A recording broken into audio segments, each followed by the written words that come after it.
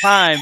It is time for Truth Will Set You Free, episode number 83.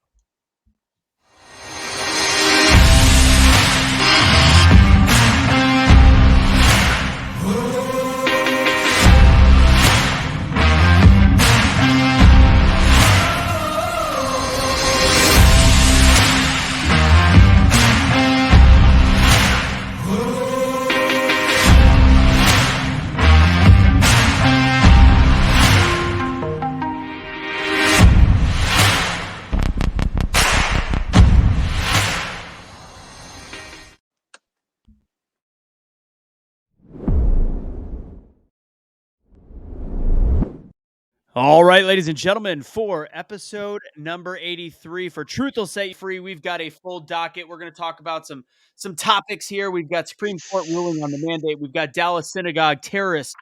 Trump changes his stance a bit during his Arizona speech on his belief on the jabbity jab. NASA bill turns out to also be a voting rights bill. Who says the Democrats aren't sneaky as yet? What is a quote unquote fake conservative will be the main part of the show, which we will end with. We also have a 6-minute clip of Cash, audio clip of Cash on his opinion on conservatism, religion, unity, etc. And that'll be a part of that conversation. We also are going to have Casey talk about his experience in Salt Lake City's Capitol building, about mask mandates, what's going on locally there, which is a microcosm of what's going on all over the country. We're going to talk a little bit about the IRS as well and how they are snooping in your pockets. Kamala and Biden's flubs this week. Biden's might be a little bit later. Ladies and gentlemen, welcome to Truth Will Set You Free. We've got Casey, we've got Easy, we've got Mo, and we've got Kevin. If you haven't met Mo yet, it means you haven't watched the last 4 weeks. You're dead to me, and you're penitent to share this episode as we are being bogged down as usual by the algorithm. Mo, introduce yourself to the audience if they don't know you. What's up, guys? My name's Mo, also known as Let's Talk Darling on YouTube. If you don't follow me, what are you doing? Follow me on YouTube. I also am on Instagram under Let's Talk Darling. And I have a website, letstalkdarling.com. So make sure you go there as well. Excellent. Kevin, I know you got big things with the radio station. You and I got to talk a little bit later as well. Tell us a little bit about the show that you've got going on. Yeah, so I'm still doing the Liberty Revolt every morning, 7 to 9 a.m. Mountain Time on 1360 KHNC.com.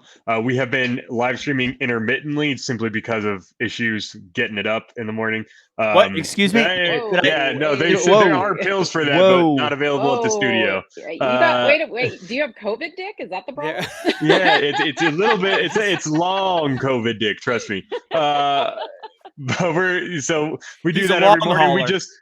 It is available on podcast. We had Stuart Scheller, the Marine Lieutenant Colonel that came out and criticized openly the Afghanistan withdrawal. We had him on this morning, as well as a friend of mine named Ryan McGonigal. Great stuff. So we are doing that. That was a big one. That was a great conversation we had with him this morning. He was on for about an hour. Cool. Your description of it took about an hour. Just kidding. Yeah. I gotta sell it somehow. I'm kidding. No, you guys do a great job. I know you're just getting launched on there, and being able to talk about politics and what's going on in the world for 2 hours a day is not an easy thing to do. And it's good that you guys are doing it, especially as a young American. I'm proud of you. Casey, let's lead in with Salt Lake City right now.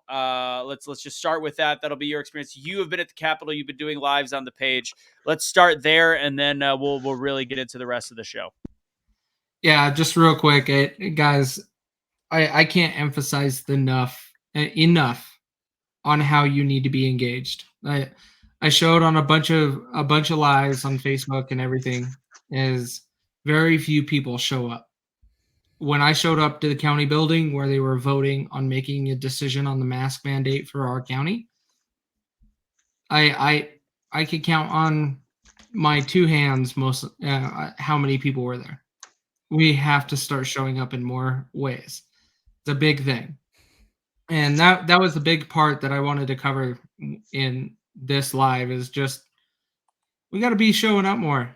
We're not. A lot of talk. Yeah. No, you're right, man. So when you were there, Casey, first off, why were you there? What's going on and again, this is happening all over the country with these mandates coming back. whether it's school children. I just had a conversation with a friend of mine from Missouri. Same thing. Like they thought they were in the clear. They fought for it. They won. And then now everybody's like, I'm a crowd. I'm a crowd. So, I mean, go ahead, Case. So what it is here in Salt Lake County, not just Salt Lake City. Salt Lake City is very liberal because they dominate our state because of population, just like in some other states you might experience that. But here in Salt Lake County, we are still dominated by that population size. But when they passed a public health order for a mask mandate for 30 days, and we went against it, and we were telling everybody, no, we can't do that. And unfortunately, they still moved forward with it. But the part that they said, they're like, we're going to vote on it. No, we're not going to vote on it. Yet we're going to vote on it. They kept back and forth because that's how you keep people entertained and you keep people not paying attention to what's going on. When it comes to this thing, if you can play politics by saying, oh, we're not going to vote on it, people give up. Yeah. And that's what happened. And I went down to the Capitol today, as some of you might have seen. When I was going down to the Capitol, our legislature started. Like, we have part-time legislature, and met with a lot of them, shook hands with a lot of them, and a lot of them are going to remove rights and powers from the public health department again. Like, we did this with the governor last year. He extended a executive order from 30 days to 60 days, which is unlawful in Utah. And now we're trying to do it again. We're trying to put a public health order in place. And then I bet you we're going to try to extend it. And that is where our legislature needs to come into place. Our legislature is our local house and our local Senate. And they need to take back that control and be like, not so much. So how do right they? Now so, it's in place. How do they do that? That is always the question. We say the legislature. Yeah. So these are the elected officials. They actually have to speak for the people. So how do they speak for the people when they're just part of the status quo? Again, this is always a question I have. Does it actually make a difference if people call the local officials, and what local officials do they call? Yes. Thank you for asking that. They have to, you've got to contact your local officials. So, for example, each city and each county, or not county, each city has their representatives in that legislature that you need to contact. So some cities are so big, like my city just got granted more because of the census, but you should be looking it up. And I will. How do you find it? Like, so would it be local government? Like, are we looking for local? Yes. Like local Senate, city, like Yeah. what positions exactly? Talk to your local GOP. Yes. Utah GOP is what he's talking about, but it's the House of Representatives of your state and the Senate representatives of your state. Those who make those decisions. Those are who actually vote on these things and put bills in place. We did it last year. We took away rights from the governor, and we said, you abused it. We're not going to give it to you again. And now we're going to do it with the public health order and someone that actually wants to restrict rights. By the way, I haven't released it yet because I'm still trying to confirm. Looks like she was exposed and walking around without a mask within her county. They all are. Of course. Well, it's impossible to wear a mask all the time, and that's why this whole thing's a friggin' joke.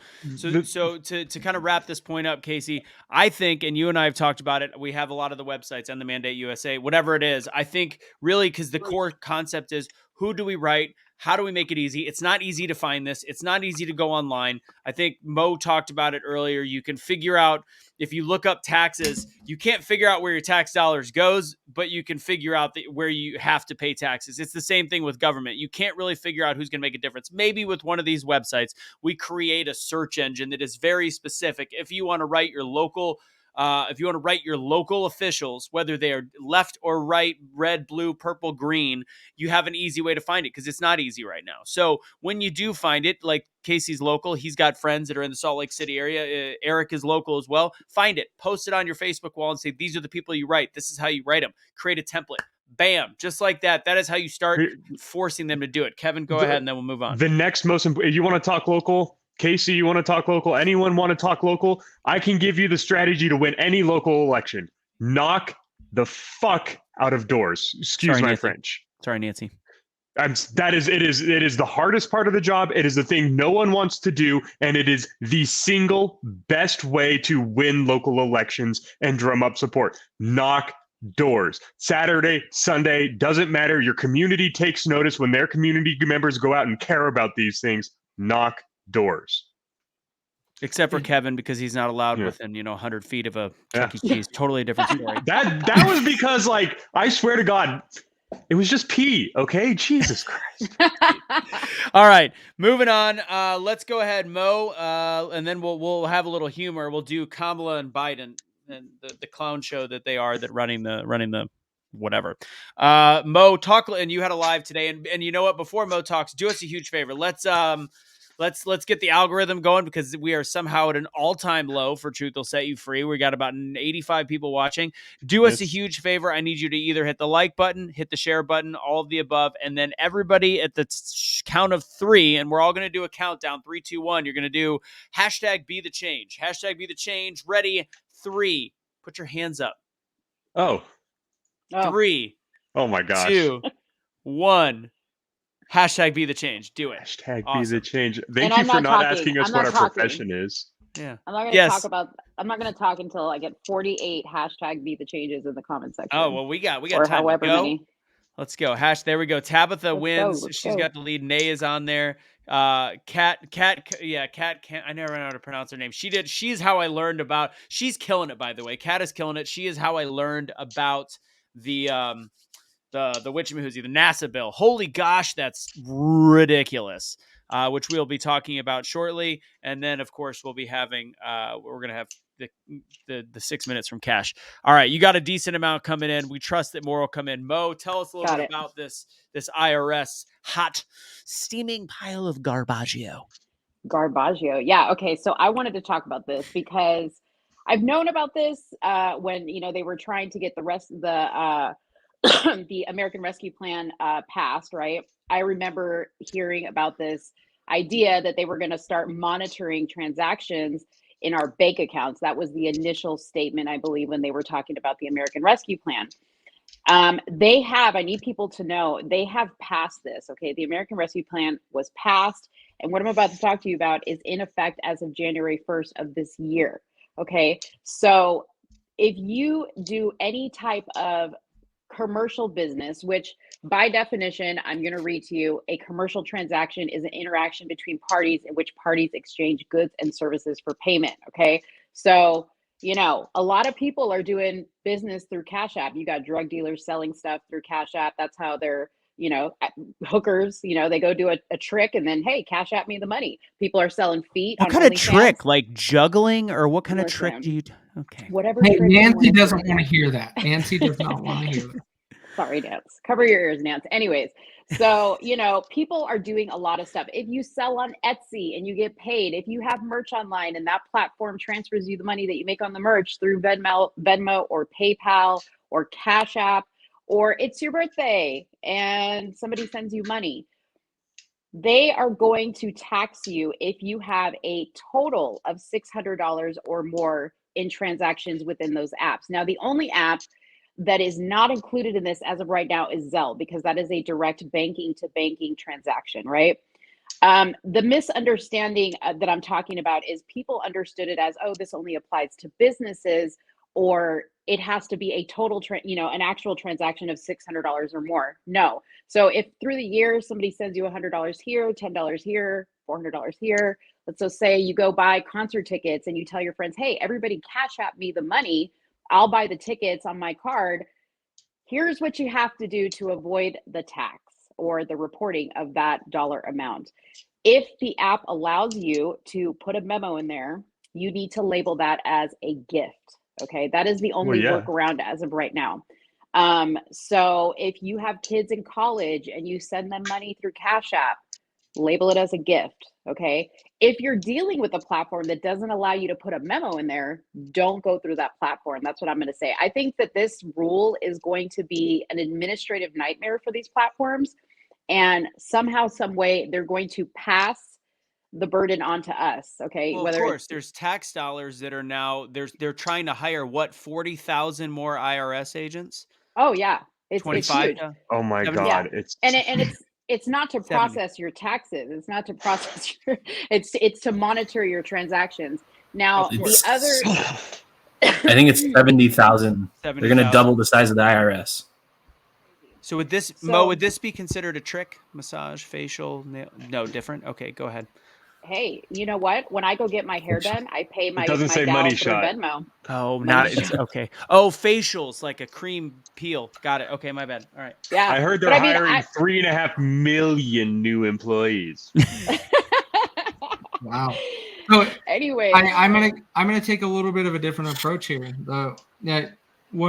How was our country founded on and paying for everything? Tariffs. Tariffs? That's the only thing? There was no power to tax. Who was going to tax?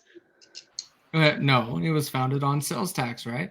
No, it wasn't. Originally. It was. I mean, that's how they funded it was the original tax, but that was not founded with our constitution. It's a tariff system is what's allowed. Well, it was, but that was the original funding of the federal government, and that is true. So we exposed a loophole, right? And that's where I don't like paying more tax. I don't. I'm a libertarian, like F you. But you're about to say you're going to justify them. I'm getting there. Shut up. You're not. Sales tax is logical and should be paid. However, property tax and all of these other taxes that we pay in our life, registration of your vehicle, and all of these other things that we actually pay, driver's license fees, those things, no, they shouldn't exist. But sales tax alone should exist. Do you agree or not agree? I get what you're saying, but a lot of the fact that it's going to be so difficult to track, I think, is the biggest issue. This is also another question. Invasive.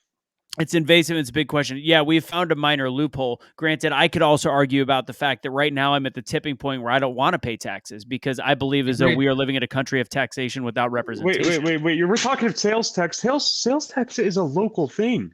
It is based on it's supposed to be specifically only a local thing. There's a reason why states don't even have it. Some of them.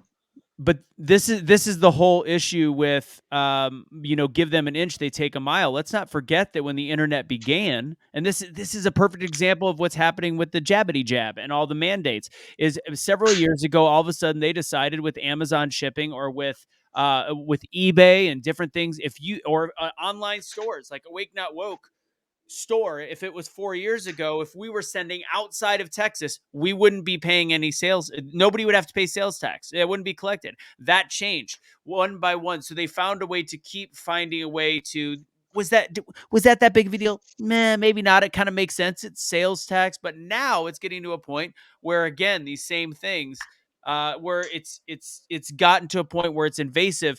If it wasn't costing us just as much money to check on it, then maybe we could have a discussion. It's literally a net even for the government. So really all it's doing is screwing over the individual and providing federal jobs, which go F yourself. So right.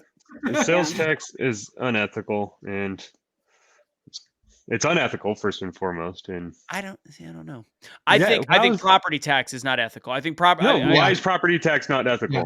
It's biblically wrong. It's constitutionally it's wrong. I mean, it's once you own the land, you own the land. There's a huge and let me put it to you. What if my business owns the land? Should I pay sales tax on my land? What if you let Mo finish her question? Yeah. How about that? My point wasn't done. Listen, no, but in Dallas, okay, when you pay property taxes, you pay something called the Robin Hood tax. Okay. The Robin Hood tax is to pay for the school districts in El Paso, because they're underserved or whatever, or they're low income. I don't know what it is, but we pay taxes in our property tax to go towards that. That's not fair. No. You want to know what Utah's Especially doing considering every year? a bunch of illegals come across the border to go to school in El Paso. And they get to vote. Casey, go ahead. I want to add just to what she's talking about is Utah is doing it a little bit different because we have state-ran liquor stores. I don't know what it's like in Texas, but in Utah, the fuck is state-ran liquor stores? Hey, TABC, stop. Texas. Yeah. Let me get there. Precisely. But when it comes to our state, we are supposed to take all of the excess money we make from those state-ran liquor stores and put it into education. We do nothing with that money. It goes into other people's pockets. Yeah, exactly. And they beg, borrow, and steal throughout the state because I just saw Chad Prather talking. He had a great point. The state budget has to be the state budget. It has to stay the same. So even if part of Dallas isn't using their money, they're going to send it to El Paso. That means your tax dollars are being spent in a different part of the state or a different thing, a different reason. Municipality, like there's no. It ultimately is they're just spending to spend. Anyway, Colorado has the taxpayer bill of rights, and it is one of the few amazing things that remains about this state. Every tax increase that the legislature wants, every extra dollar, we get every extra dollar back that we pay. Anything we get it back, it goes straight back. Utah has had a surplus for 10 years, and we still you don't get that money back, do you? No, you don't. Colorado does. So you guys, this is how stupid the IRS thinks we are. Like, remember when they just announced that if you do any type of illegal activity, they want you to report it. Like people are going to actually do that, right? Yeah, so there's a line in here, and it says users should select goods and services when they are sending money to another user to purchase an item like a couch from a local listing or concert tickets or paying for a service. You think I'm going to choose goods and services? Hell no. Like people who pay their rent through Venmo are going to put gift. Yeah, I'm doing that. Yeah, exactly. And you know what? An interesting question came up when I was doing my live because somebody said, I'm not going to do my landlord any favors and tell him and put gift in there. And somebody said, well, what if your landlord raises your rent to pay for the tax that he's now going to incur from that? The IRS can't come after everybody that puts gift because the way they'll come after you is they'll make you prove that you did not get a good or service in exchange for it, or there was not some expectation behind it, which a contract requiring the same amount of money is. Yeah. However, if enough people do it, and I hope enough people will. This is the libertarian mindset on tips since the dawn of time. Hopefully it floods the system. But if they're trying to hire like 40,000, 70,000, 16.5 billion new employees, like they're gonna, they're clearly expecting something like this. Yeah. Well, there's going to be a whole lot of $50 gifted blowjobs. Okay. If any of you are in school for taxing or tax accounting, I hate you. Just know I hate you. Question: can we also use the word donation, or does it have to say gift? I believe it has to be a gift. Well, donation has tax implications behind it. Yeah, donation. So does a gift. Have a receipt and all kinds of things for donation. When it's a gift, gifts aren't tax deductible. Donations are. Yeah. All right. Hold on. One last thing. I'm sorry, because this is an important part. Now, this newest bill that they're trying to get passed that stalled in the Senate last time. That's Mnuchin doesn't want to, or is it Manchin? Whoever doesn't want to. Manchin. Yeah. So that one has another caveat in there where the IRS is wanting the banks to grant them access to view your checking accounts, so that they can keep track of anybody who has $10,000 or more of transactions in their bank account.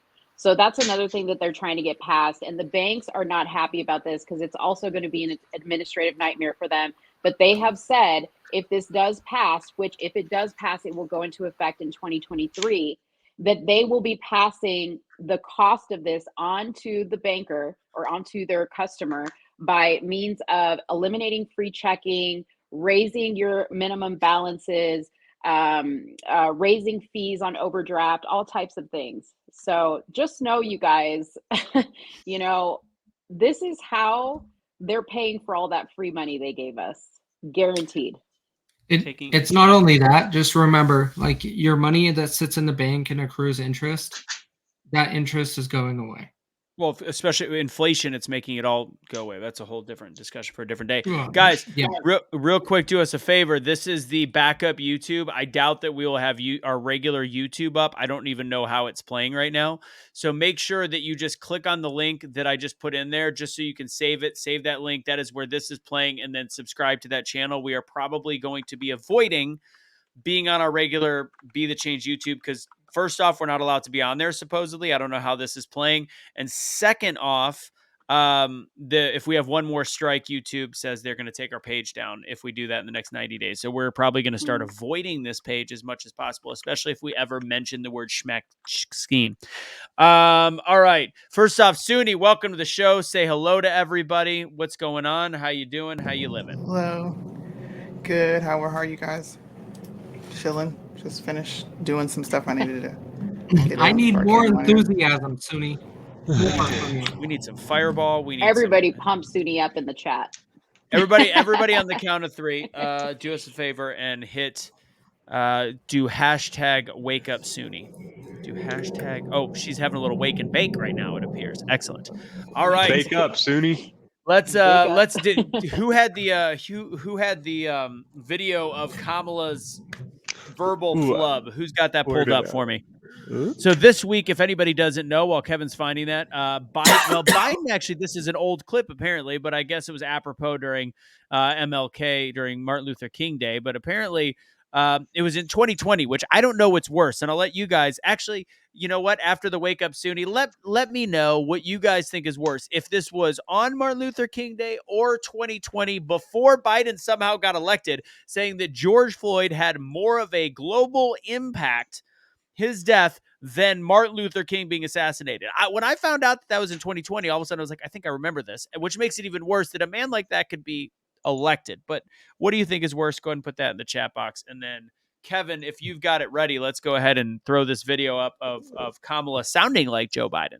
Here, let me get you guys. There we go. Right. I'm just gonna warn everyone. I just might throw up again. Okay, hold on. I gotta start it over. Though they're going to go out shortly. They've been ordered. Though they're going to go out shortly. They've been ordered. I have to look at the current information. I think it's going to be by next week, but soon, absolutely soon. And it is a matter of urgency for us. Should we have done that sooner?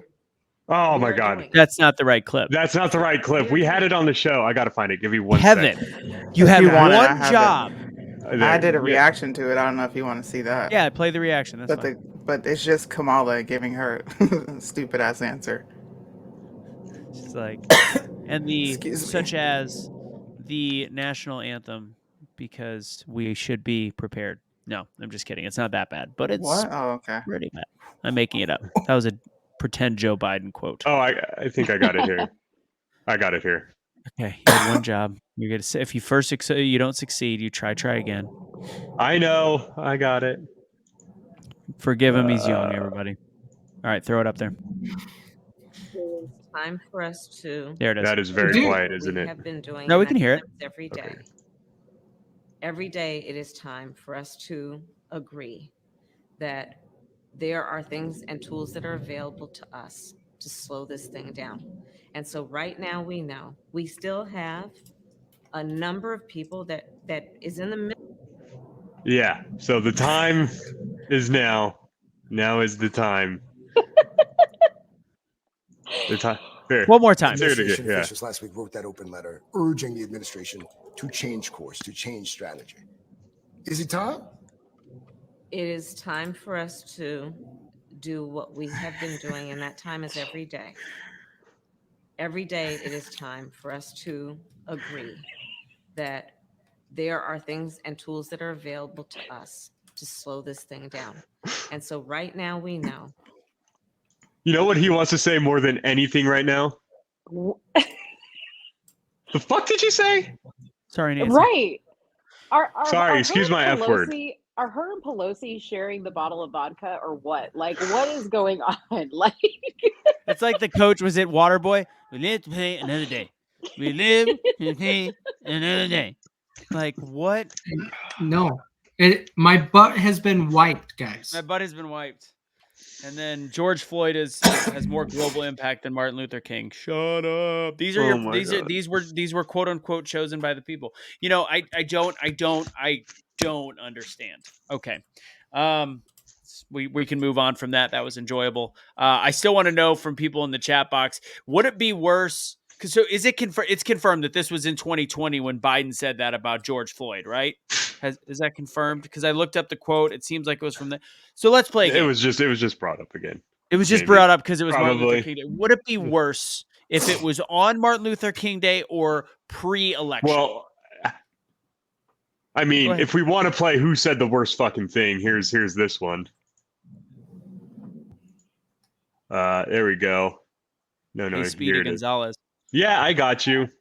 You're not getting any Venmo gifts.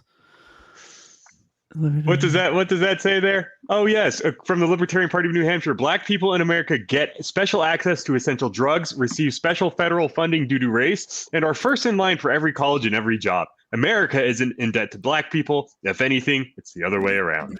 Yeah, Libertarian Party of New Hampshire, folks. That could have been. This is why you do not vote by party. That could have been said a little bit better. Yep. Everyone is now officially. How do you get away with even comparing Dr. King to a porn acting drug addict criminal? Like, let's take away everybody else who loves and respects Dr. King. The Black community. How are you letting them get away with this? How are you standing for that? Yesterday, we had a Black guy who probably voted for Biden, got pissed when a white guy even said Dr. Martin Luther King's name. He said, "Dude, don't dare." I heard that. I mean, seriously, but you're going to let this toolkit Biden, say what he said and let him get away with that? The outrage? Like, where's the outrage? Yeah, but I hate Trump. That's what it was. I don't know. It's cold, so we can't go riot and loot a Nike store. That's what I was planning on doing. I wanted to get new kicks. That was going to be great. He's not the best color man in the business for nothing, everybody. Okay, let's real quick. Now we've got about 10 minutes, and I want to steam through these. Suni, I want your feedback on this because I know we've been going hard on Trump. You've been talking about it. You guys talked about it last night. Trump changed his stance. He went pretty hard on the mandates. He said that if you want to support him, you have to support, according to Cash, I missed this part, but he said you got to support the January 6th protesters, and what they're doing to them is criminal. He did not once sound like a pharma ad for the first time in his Arizona speech. Does this change anything? No. No, I don't. Like I said on the last show, Americans need to stop accepting breadcrumbs. Great. He didn't talk about it for one day. Are you going to talk about the injuries? Are you going to stop talking about election fraud and then opening your mouth to go tell people to vote in the 2022 election when nothing is fixed? I mean, it doesn't change anything. Are you going to come out against the log cabin group who is trying to force school-age children to learn gay history in classes? Are you going to do any of that? Because that's what the average American is going through. So until he opens his mouth and he is who he was in 2016, doesn't change anything. Thanks for not talking about it, though. He's a con man. Yeah, I want to go ahead. Go ahead. No. Go ahead. I was just going to say it doesn't change anything for me for now, but he still has time. That Arizona was the first time he literally started speaking about 2022 in a hard way. He really backed some people from Arizona. This doesn't change me instantly. I want to hear more. If this continues and if he decides to fully change tune, even if it's pandering over a span of a year, I'll definitely listen, is all I can say. I'm not anywhere near there yet, but let's see if this was a turn of the tide. Who knows if he's got his marketing research groups going, ooh, this worked for us. I don't know. I can tell you he's not going to go against the log cabin Republicans because that would be political suicide at this point because of their power. And we'll talk about that. We'll talk about that later. But I think that we have to listen. I think we have to listen to see if he changes. Easy and then Mo, because Easy we haven't heard from you much. Yeah, I'll add to that and say, one of the things that I think people enjoyed about the Trump presidency was that he seemed available to hear from the public. And so although I'm not in any changed place, I am willing to give him some benefit and say, look, he may have been disconnected for some period of time. Now he's coming back. He's looking at it. To your point, maybe it's poll data, maybe it's social media. I don't know what it is, but if he can continually keep this note, that's a positive sign for the entire RNC. I would just put that against his presidency, particularly the first 3 years when seemingly he was accessible and he was pressurable in certain ways from his base, particularly. Agreed. Yeah. We'll see. Mo, go ahead. He's grifting. He probably is. I'm not saying he's not. Mo, go ahead. I think that he is 1,000% now a politician. What people liked about Trump when he first ran was the fact that he didn't give a shit what people thought. And now he does. Now he is pandering. Now he is listening, to what he thinks people want to hear. Now, obviously, somebody went and told him, hey, maybe you need to kind of backtrack on this vaccine thing or clarify your statements. And I think that that's a good thing, right? Because it shows that he's listening to what his base really wants him to say. However, I don't just want him to say it just for the sake of saying it. I need to see the action. Okay. So, and I was never one of those people, that said, hey, he said that, I'm done voting for him. I'm not doing that. I'm not going to do that because right now the situation is so dire. I'm not going to put my foot in my mouth and say I'm never going to vote for him again. Because between him and the choices we have as of right now, he's still the better choice for this country. But I, am more vigilant in listening to what he's saying and pay attention to what he's doing. I don't like that that you're saying he would not speak out against the log cabin Republicans because it would be political suicide. Again, the Trump I voted for the first time didn't give a shit about what people thought about him. So what's more important, winning the country back in some ways, or saying everything that you agree with? I think definitely winning back the country for sure. I don't have to agree with everything he says. I never did to begin with. There was a lot of things he said and did that I didn't like, and wish he would have done differently. And I hope that he works on some of those things. But now he definitely has a lot more things on his list for me, Well, the country keeps there's more spiraling. expectation. Yeah, absolutely. No, and I think it's up for more of a discussion. And this will transition because where was this comment? Bum, ba-da-bum. I don't see the point in voting.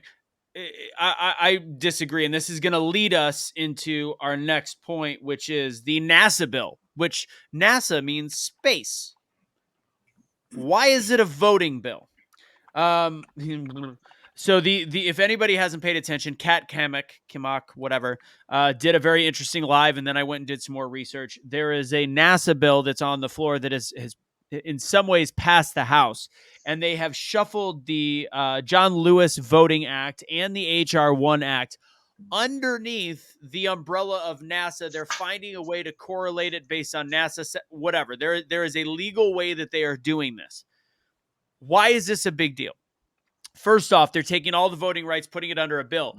Typically, if the way that the voting rights bills were before, they got to the House and the shut down immediately. There was no conversation. They didn't even get to be heard because they are underneath a bill that is already passed in certain ways. That means they get to hear the arguments of all the pros of the bill, the action underneath the NASA bill. So you've got the HR 1 and you've got the John Lewis, and now is going to be heard on the Senate floor. They still don't have the numbers.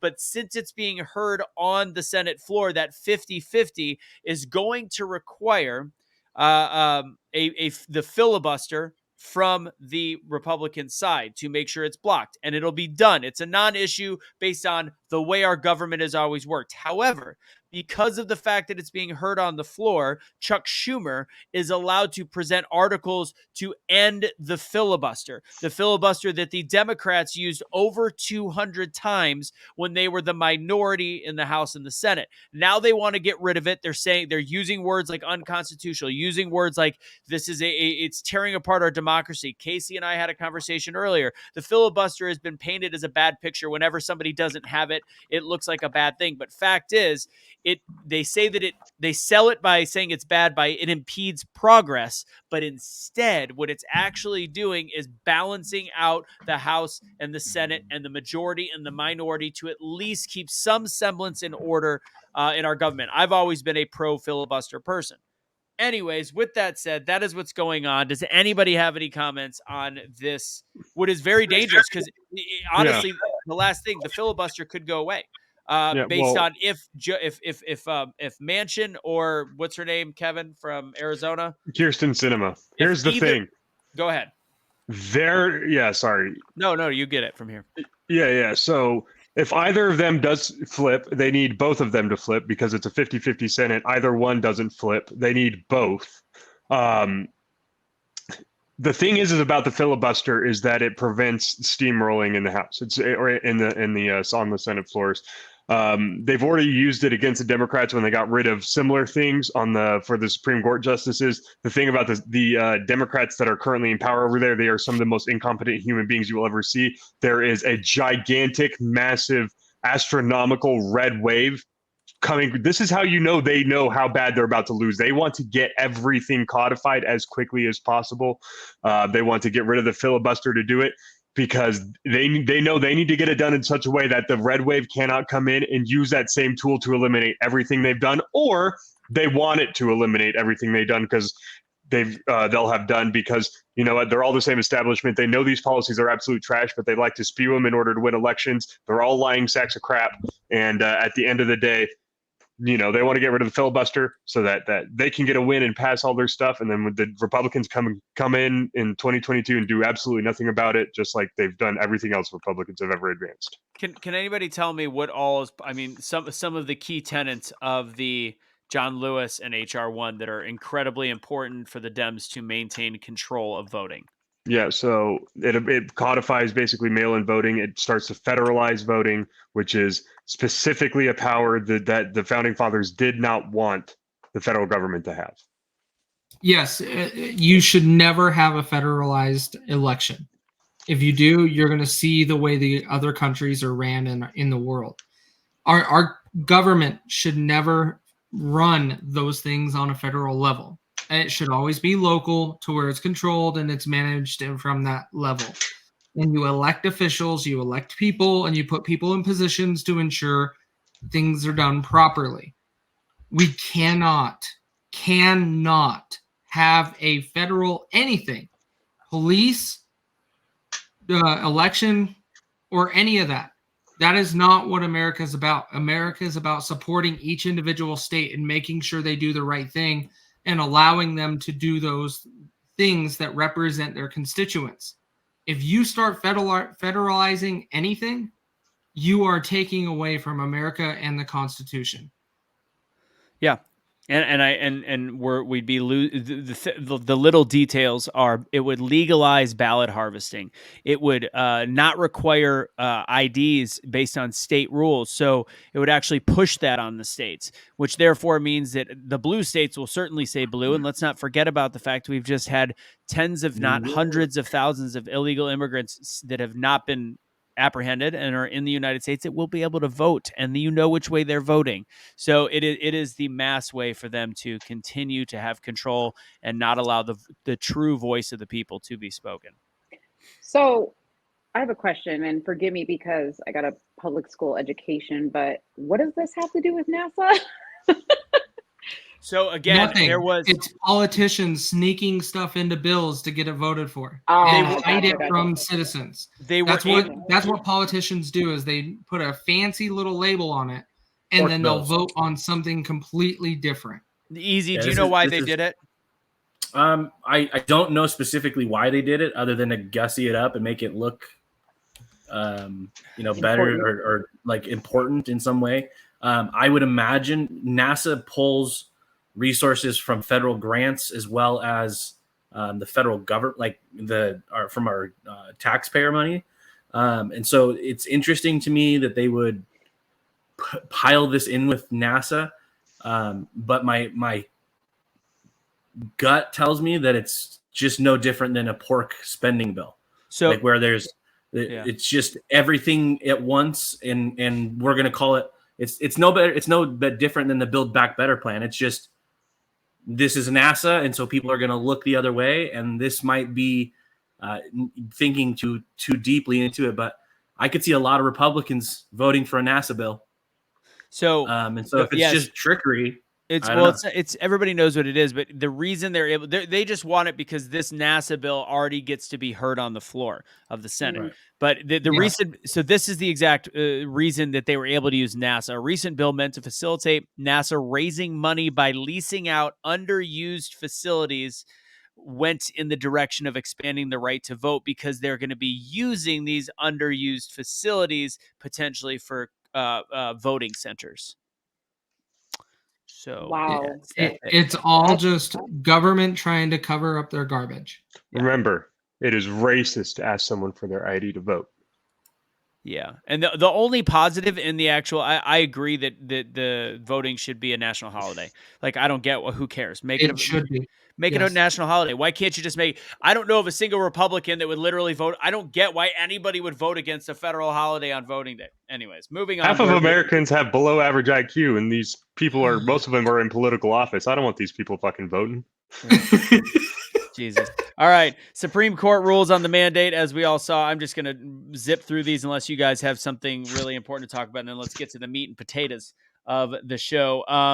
Let's see. Supreme Court rules on the mandate, which honestly, as we're seeing across the country, unless the state rules on it, it really doesn't matter. So they're not required. OSHA is not requiring 100-person or more private business to mandate it.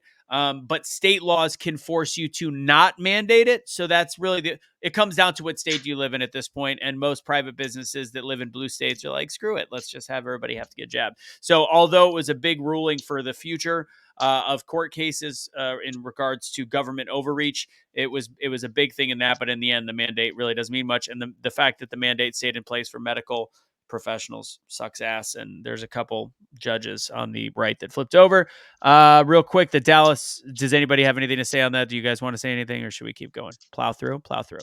Dallas synagogue terrorist as the only partial Jew on the stage. I find it fascinating, and this again goes to this culture where we talk so much about race if it pertains to the actual narrative. You know, they talked a little bit about the guy, he was Islamic, whatever, but he's being deemed in the media as a UK national. A British national is the one that terrorized the synagogue in Dallas, held hostages, tried getting his sister released. It sounds like even his sister was like, I don't want any part of this. Like, I'm good. She's locked up in prison. She's like, I don't want any part of this. And he's an Islamic terrorist. And we are continuously hearing them talk about the January 6th protesters as domestic terrorists, yet you can't get them to squeeze the word out of a person that was on a watch list in England that's in the United States, was allowed to come here, with people were warned about his behavior, and they're still going, well, British national with Islamic ties. It is amazing the lack of Islamic phobia in the media. Anybody? Are we good? Meanwhile, we're the terrorists. FBI. I believe the FBI reclassified this today. I'm gonna try and pull up an article. Backtrack. Yeah, he was only trying to get Lady Al Qaeda freed, not a terrorist associated thing. However, the identity politics game I'm enjoying. What are you pulling up, Easy? What do you got for me? I'm gonna look here. I'm gonna try and find, because I did see that the FBI had made a very concerted effort to, instead of we don't know what this is, they came out with a public statement and said, okay, this is clearly ethnically motivated. So let's put it this way, guys. This does not fit the this does not fit the definition of domestic terrorist. Okay, he was not anti-government. He was not. He did not scream about how he wanted Lady Al Qaeda freed and the elections were rigged. He did not say anything about the pandemic response. He has not called on. He has not made any mentions of January 6th. So, guys, this guy was not a terrorist. Okay, you're forgetting who the terrorists are. The Trump supporters. Exactly.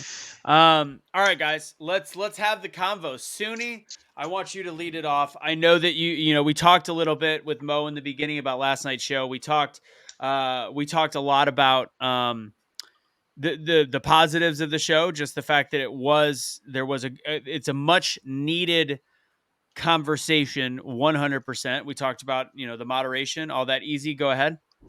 Sorry, I don't mean to hijack the conversation. I just want to take this back because this is new information for me even today, which is that the FBI Joint Task Force put out a statement saying during the negotiations with law enforcement, the hostage taker Malik Fasala Kram spoke repeatedly about a convicted terrorist who is serving an 86-year sentence in the United States on Lady Al Qaeda on terrorism charges. Yeah. And this is a specifically terrorist-related matter in which the Jewish community was targeted.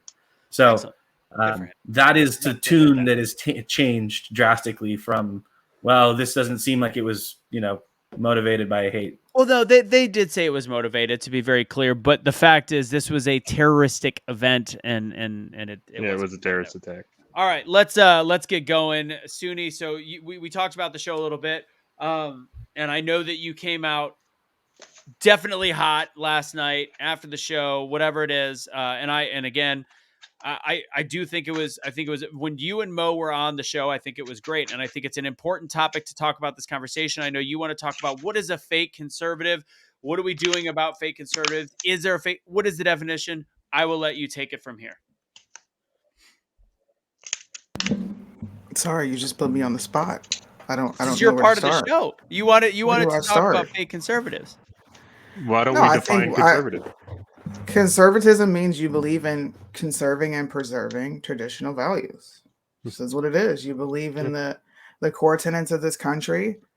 You believe that the Constitution is definitely based on a lot of biblical texts, as well as the country's foundation.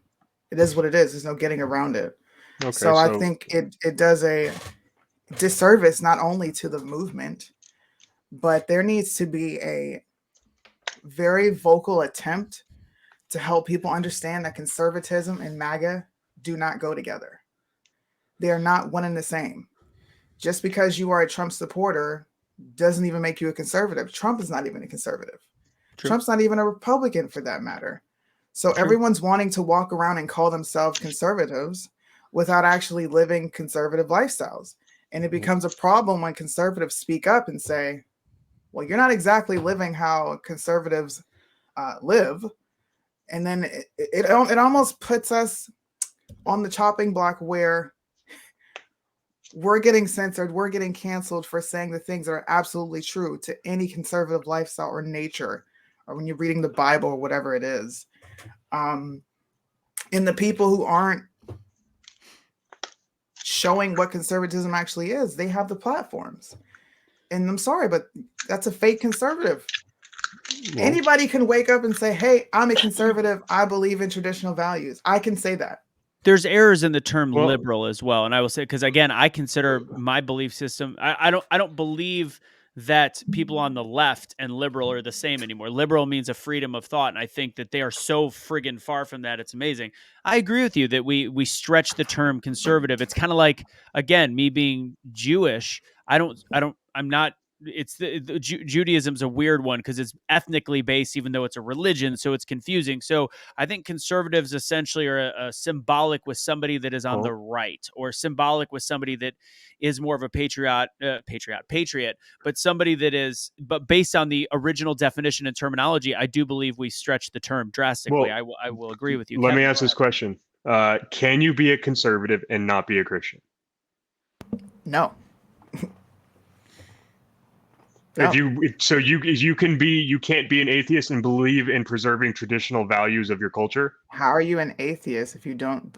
How do you believe in preserving traditional values and you're atheist at the same time? That's an oxymoron. I can be atheist and believe that the value of having a two-parent household is integral. I can be an atheist and believe that monogamy is integral. I can be an atheist and believe that abortion is wrong. I can be an atheist and believe that. And where do all those foundations come from? The foundation of every thought that you just said, where does it come from? I can make a defense that does not involve God for all of those. I can say So it where is does it totally come from? it comes from morality. It comes from logic. Logically, it comes from the idea that I don't have to be an atheist to appreciate a value that has been produced. I can say Christianity produced the idea and then say, I like the idea. I like the product of it. I don't believe everything attached to it. I can totally So say that. I can say, you know what? Thank you, Christians. I don't hate Christians.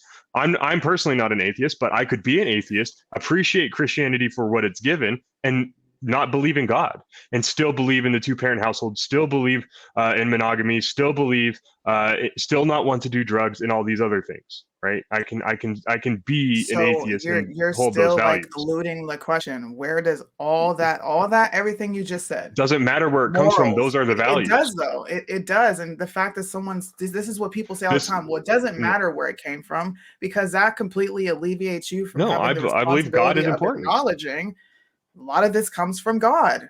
And it Yeah. just is what it is. People don't Uh, want us to acknowledge that. So look, there is Look, no yeah. such thing as an atheist conservative. I'm No, there sorry. is, because and I can be an atheist and believe all those things because at the end of the day, you know God gave it to us. I personally, Kevin, know God gave this to us, but an atheist doesn't have to agree God gave it to us to live those values. Those values They can they believe are what are whatever important they because want. yes, they can believe whatever they want and they can be conservative because those are the values. The founding fathers themselves did not put Christianity set into stone. They did believe religion was necessary and a belief in God or a belief in some form of higher power that is not man-centric was probably the only thing that would allow the country to survive. But they did not prescribe Christianity on its whole because they understood the values that are important can be imparted in a multitude of ways. And so long as you hold those values, you will be successful. Can I ask an important question? Then, well, Casey, do you have something to say before I ask the question?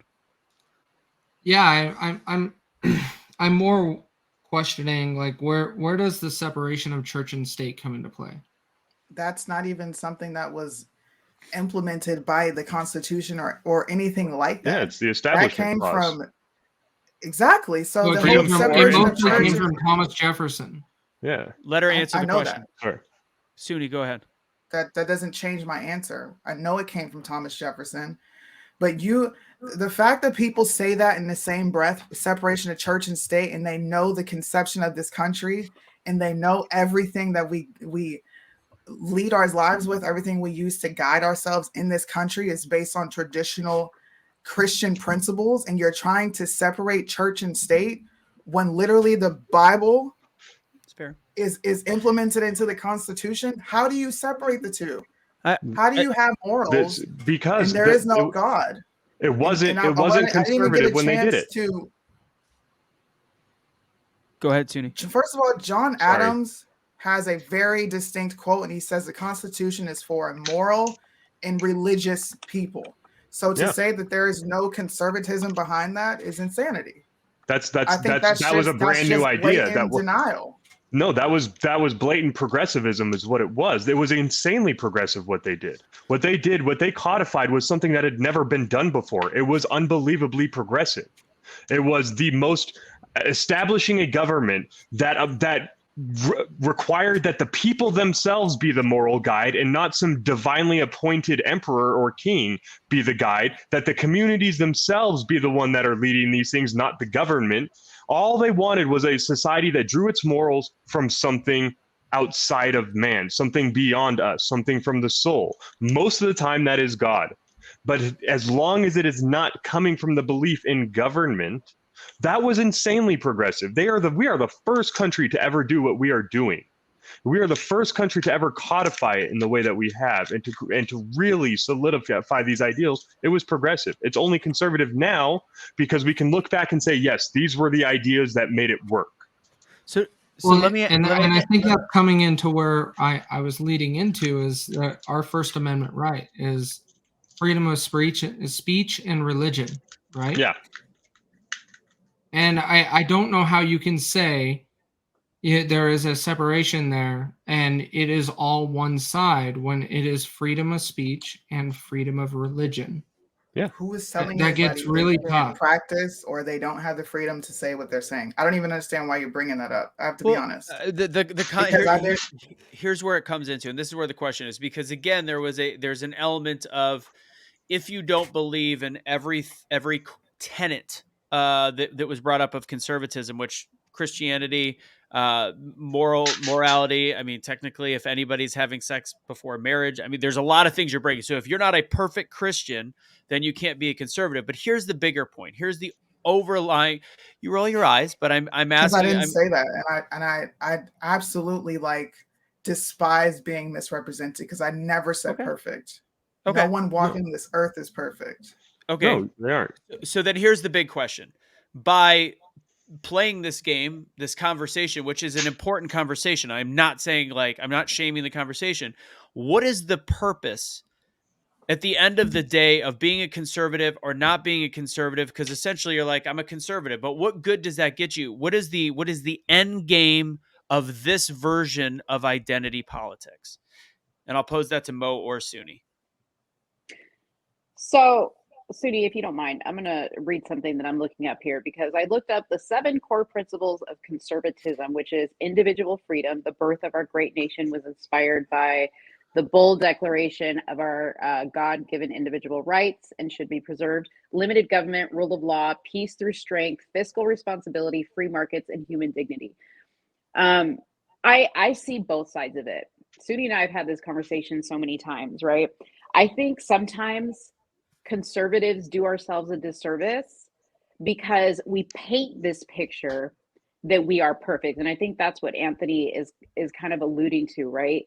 That we paint this picture that we're perfect because we're Christian. I consider myself Christian and I consider myself a conservative, but I don't always make conservative decisions, hang out with conservative people, do conservative things. At a few times in my life, you will catch me at a drag bar watching a drag show. Okay.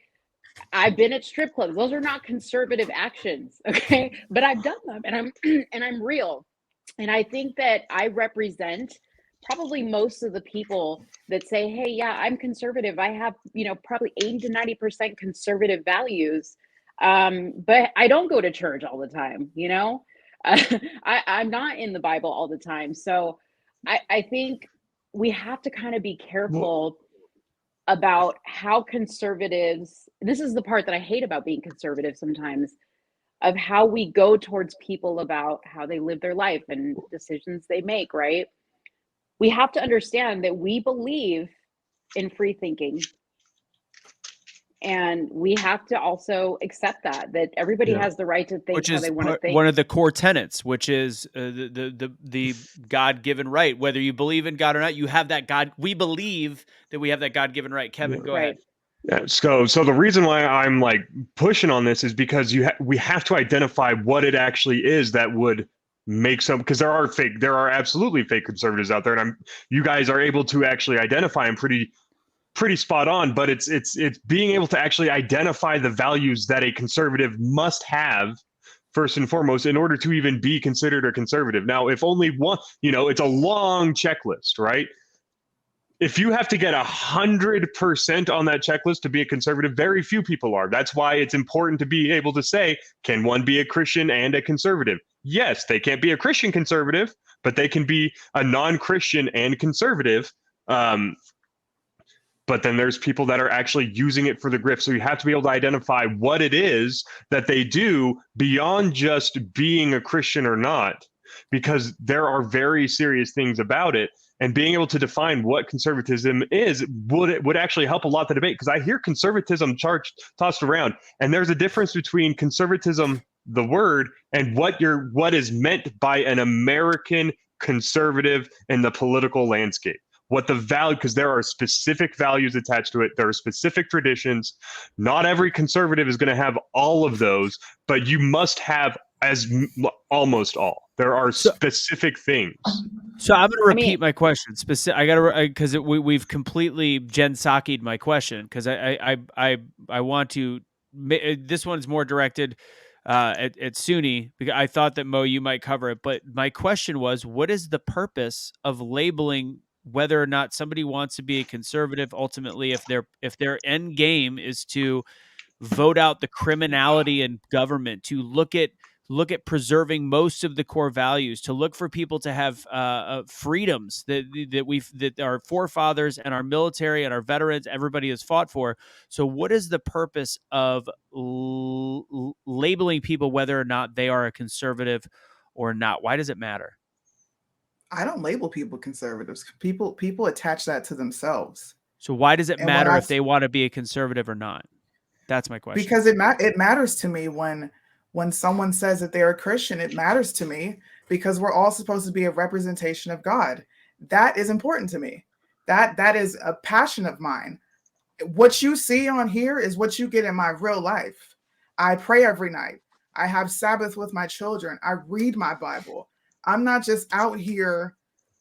Guys, we should worship God. We should be doing the right things, and I'm not doing the right things in my life. That's you're being a hypocrite.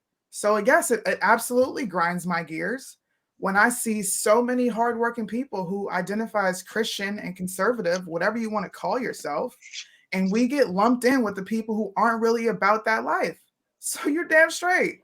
Well, I think We're supposed to, like, that is what the Bible says. You're supposed to hold your brother and your sister accountable. It happens. My husband holds me accountable every day. Every day I have a conversation about how I could have done something better, how that probably doesn't represent very well. And I have to eat that. I don't get to say, well, I'm going to be how I want to be, and this is what I want to do. Well, then you're not, you don't want to be a Christian if you want to do what you want to do. That's just, sorry. There's a grift being exploited. That's the problem, is there's a grift being exploited, and we got to be able to identify what it is that the grifters are able to use to get at actual conservative, because that's what where the fake conservatism comes in.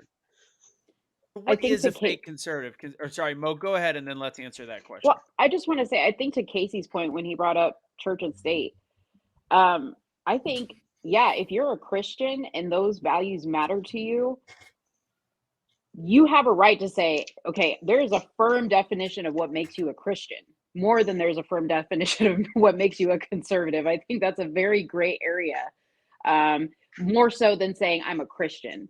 So I think it's difficult when you say you can't be a conservative and a Christian. That's like saying, how can you even be a Democrat and be a Christian? Like, how is that possible?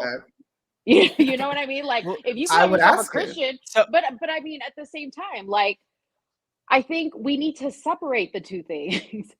I think we do. So are you saying that we shouldn't have the people that are Christian conservatives should have their own party? Well, all Christians should be conservative, but not all conservatives should be need to be Christian. We're still not answering the main question of why does this matter so much when at the end of the day we have to. I did. If that answer doesn't suffice, then I don't know what else to say. So what your personal feeling, your personal feelings and belief system in your Christianity is more important than the overall overreaching conversation that needs to be had in order to win an election in this country. And it sounds silly because God is a much bigger than politics. I understand that, but when our country is run by politics, who cares if they? I mean, just it's words. It's a you know what? Some it's people, a grift. Some people aren't willing to sell their integrity out. Like that means something to some people. They're not willing to just say, I'm going to accept any and everything because I want to win. I am that person. There is a mission for the greater good. I'm not going to sell my integrity out, and it's not silly. It's prideful for people to stand firm. No, it's not. I respectfully disagree. How are you guys going to sit here and say, well, I have the freedom to believe what the fuck I want and say what I want, and then you have Christians who stand up for what they say, what they believe in. No, you can't do that. It's selfish. It's prideful. I'm not saying it's selfish. I never said it was selfish. I said it's prideful, which is different because how is that prideful? Pride because hold on. Pride comes before the fall. And if we don't use that scripture right, because it wasn't talking about people standing firm what they believe in. That's not pride. Yeah.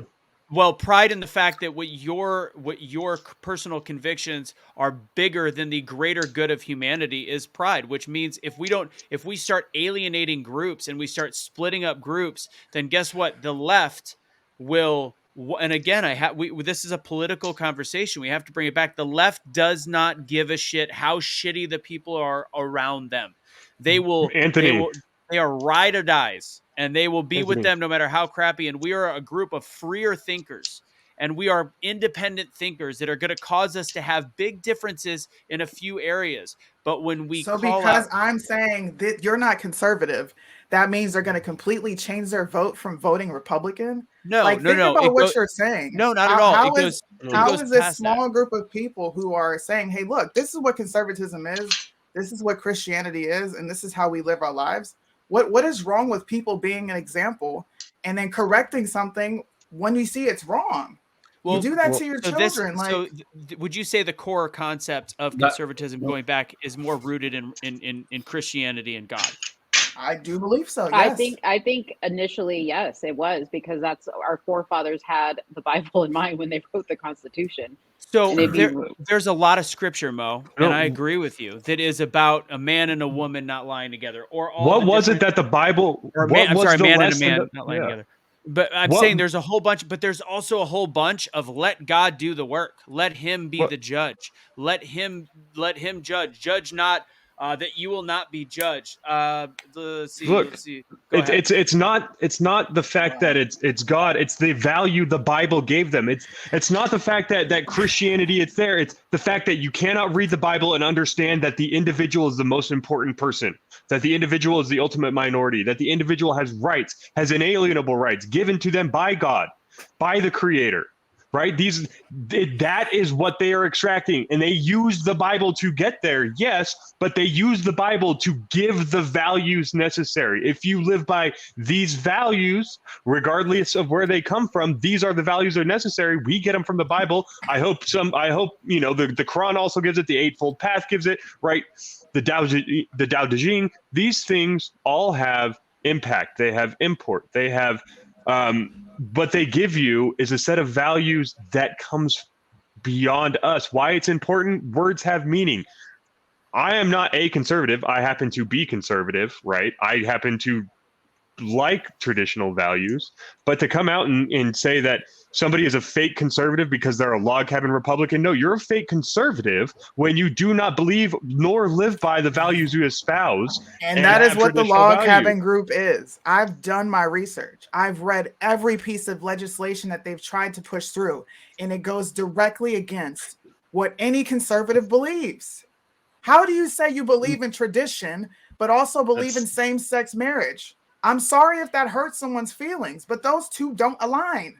They don't. I agree with that. And we are allowed to point that out and say that is a grave hypocrisy, and that is not representing what conservatism is. Should polygamy be allowed? Should polygamy be encouraged? I'm not getting on that subject because we're talking because that came first. Traditional value. Traditionally in the Bible, polygamy was the answer. Traditionally, it was not. It was implemented for certain people for a certain period of time, and there was a reason they were doing it. This is what I mean by people not representing the Bible well, because you saw Abraham, Isaac, and all these people that have multiple wives, and that applies to the rest of the general public. There was a reason that those guys had multiple wives. Read why God gave them those wives.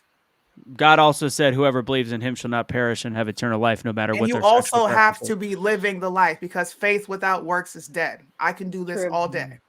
It's tough. I get it. Okay. But again, is that your that's place? The Bible. Is that your place to judge? How we judge every day. Throw that out. So that's a huge sin. I judge someone when I walk down the street when I don't like the way they look. You know what? You're making me uncomfortable, so let me go to the opposite side of the street. It's called wow, that's a big log in your own eye there. The Bible doesn't say you can't judge. It just says it's not. Jesus literally says, "Do not look at the speck in your neighbor's eye while ignoring the log in your own." Whoa. That is Are Jesus we saying parable. that the Bible does not say to judge? The Bible never said that Christians cannot judge. You guys are reading one text and applying it to the rest of the. Come on, you're supposed to call out the sin. You are supposed to call it. Now, it's not your job. Can I get scripture on that? Sin. I'm honestly curious. I want to learn. Where does it say read it's the okay? Whole chapter? Not where one is scripture. It okay to judge another man? And also somebody asked the question: Can a liberal also be a Christian? And I so there's multiple definitions to the word liberal. And again, I do think I have some liberal ideologies. I am not left in any way, shape, or form. But one of the again, if we're talking words, part of being a liberal is favoring reform, open to new ideas, and tolerant of the ideas and behavior of others, not bound by traditional thinking, broad-minded, and there is other relating to a characteristic of liberalism. I can consider myself a liberal. I consider myself Yes. progressive in terms of that, and I am Christian because I believe in God. I am what Sunni would consider a lukewarm Christian, but I am a if Well, Christian you know what? nonetheless. Every man's journey with God is their own. It is unique, and it is an individual experience, which is why the Bible is so interpretable. Every individual will have their own interpretations, and that is God's gift to us.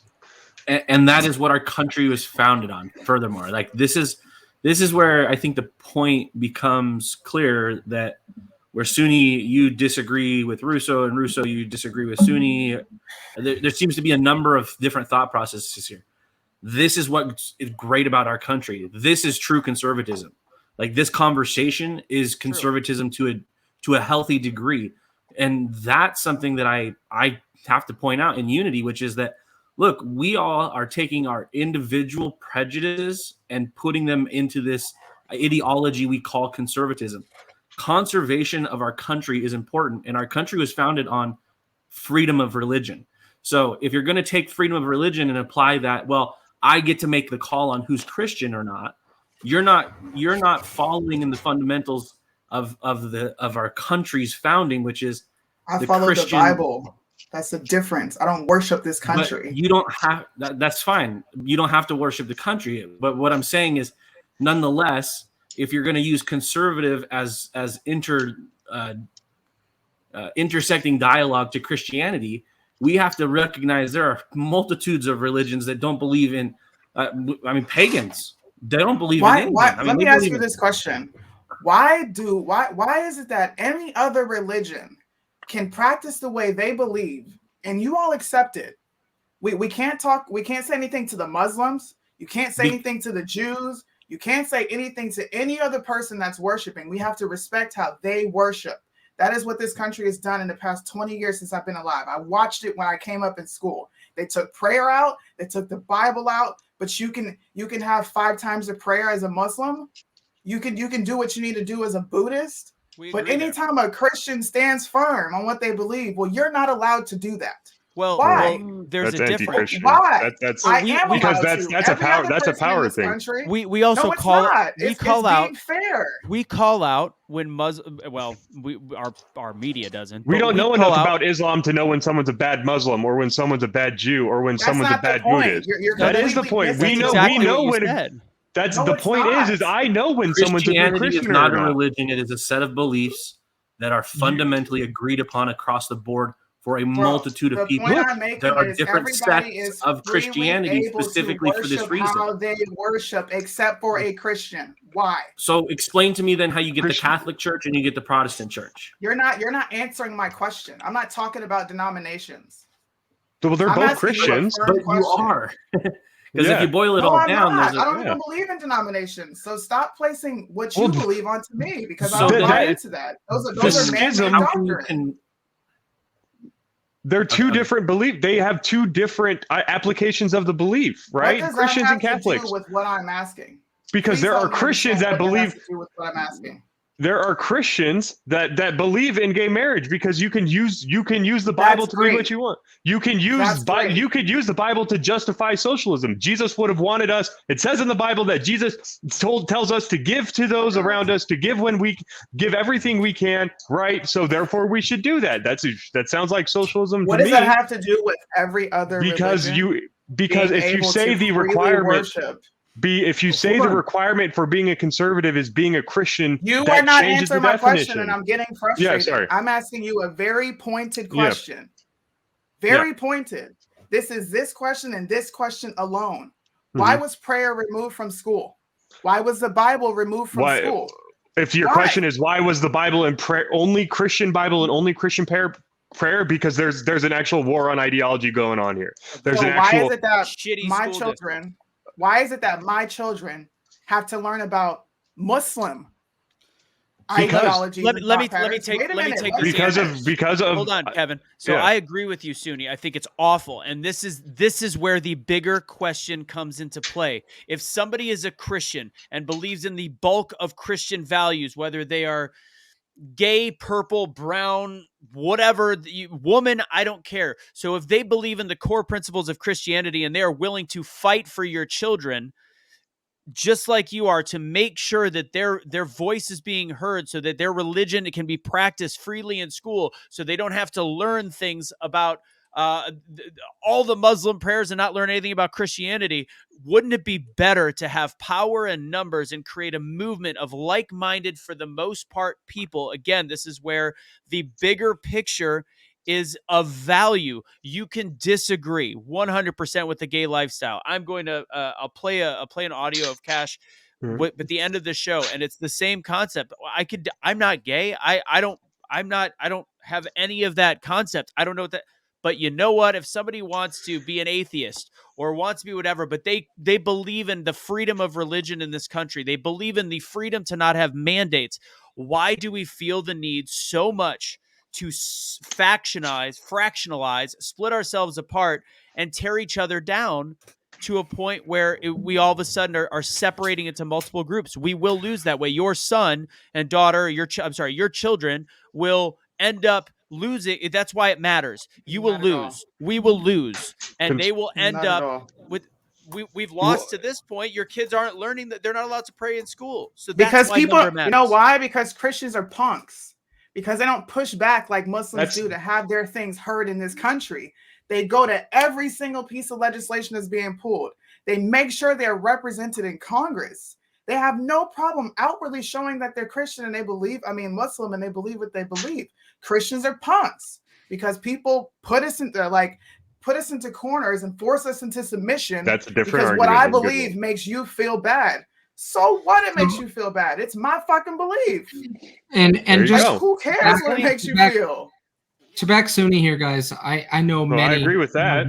And it 100% is that way. And I agree with that 100%. My biggest thing that I see with this is, where does this bring us together? If we're saying conservatism and being Christian are tied together, but we are judging people by making their own decisions, how is that going to unify anybody to make a positive decision?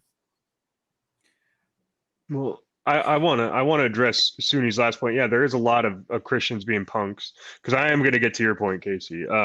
Yeah, there is a lot of the reason why is because there's an actual cultural Marxism requires that Christianity be excommunicated from the public institutions Sure.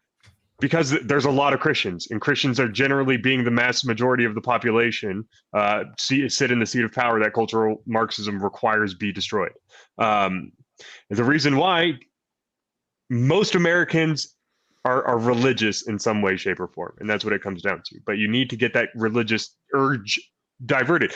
Jonathan Haidt's moral foundations theory is a very good argument as to why conservatives tend to differ with liberals on things such as care or harm, fairness and cheating, loyalty, betrayal, authority, subversion, sanctity, degradation. It's that fifth one especially where you see the biggest difference between conservatives and liberals. And what it comes down to, the reason why this is important and how you use it to motivate people, and why it's so important to use it to motivate people, is because you have to be able to identify what is at the core of the values themselves to find in common with someone, right? You have to be able to find that commonality. I'm a Christian, you're a Christian, cool. Well, I'm a Christian that believes in this part, right? Well, I don't really believe in that part. I don't believe in the firmament. I don't believe in that Revelations is to be taken literal. Well, I do. Well, there are differences within Christianity. You have to be able to identify the values, and that's how you bring people together on this kind of stuff, is once you can figure out the values and you can figure out what's important and what's not, you can at least make the steps to stop the evil that is the cultural Marxist revolution. I think that's pretty valid. I agree.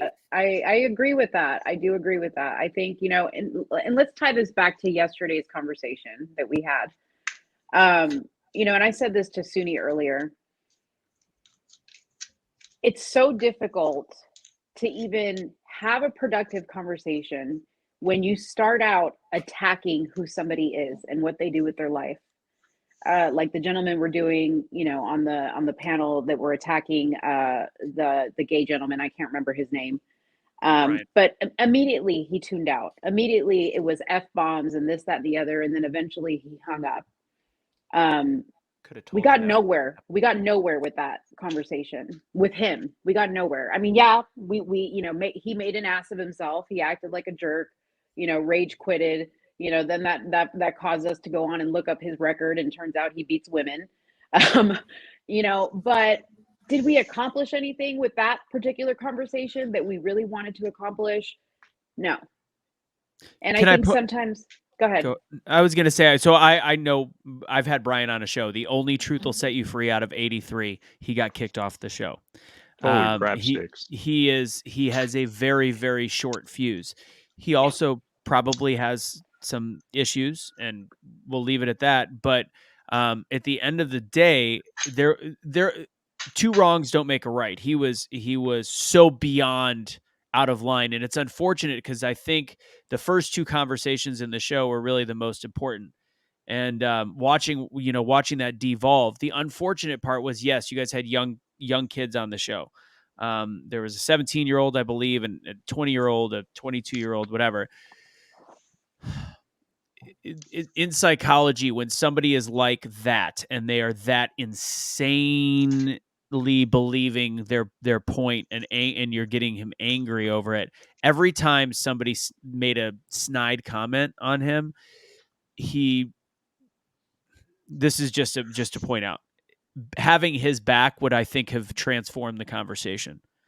Even though he immediately went F this and F that, like, be like, Brian, I get that you're mad. And then calling out, I believe it was Dalton and the other guy at top that just needed to be put in their place. And I think it would have elongated. He would have blown up either way.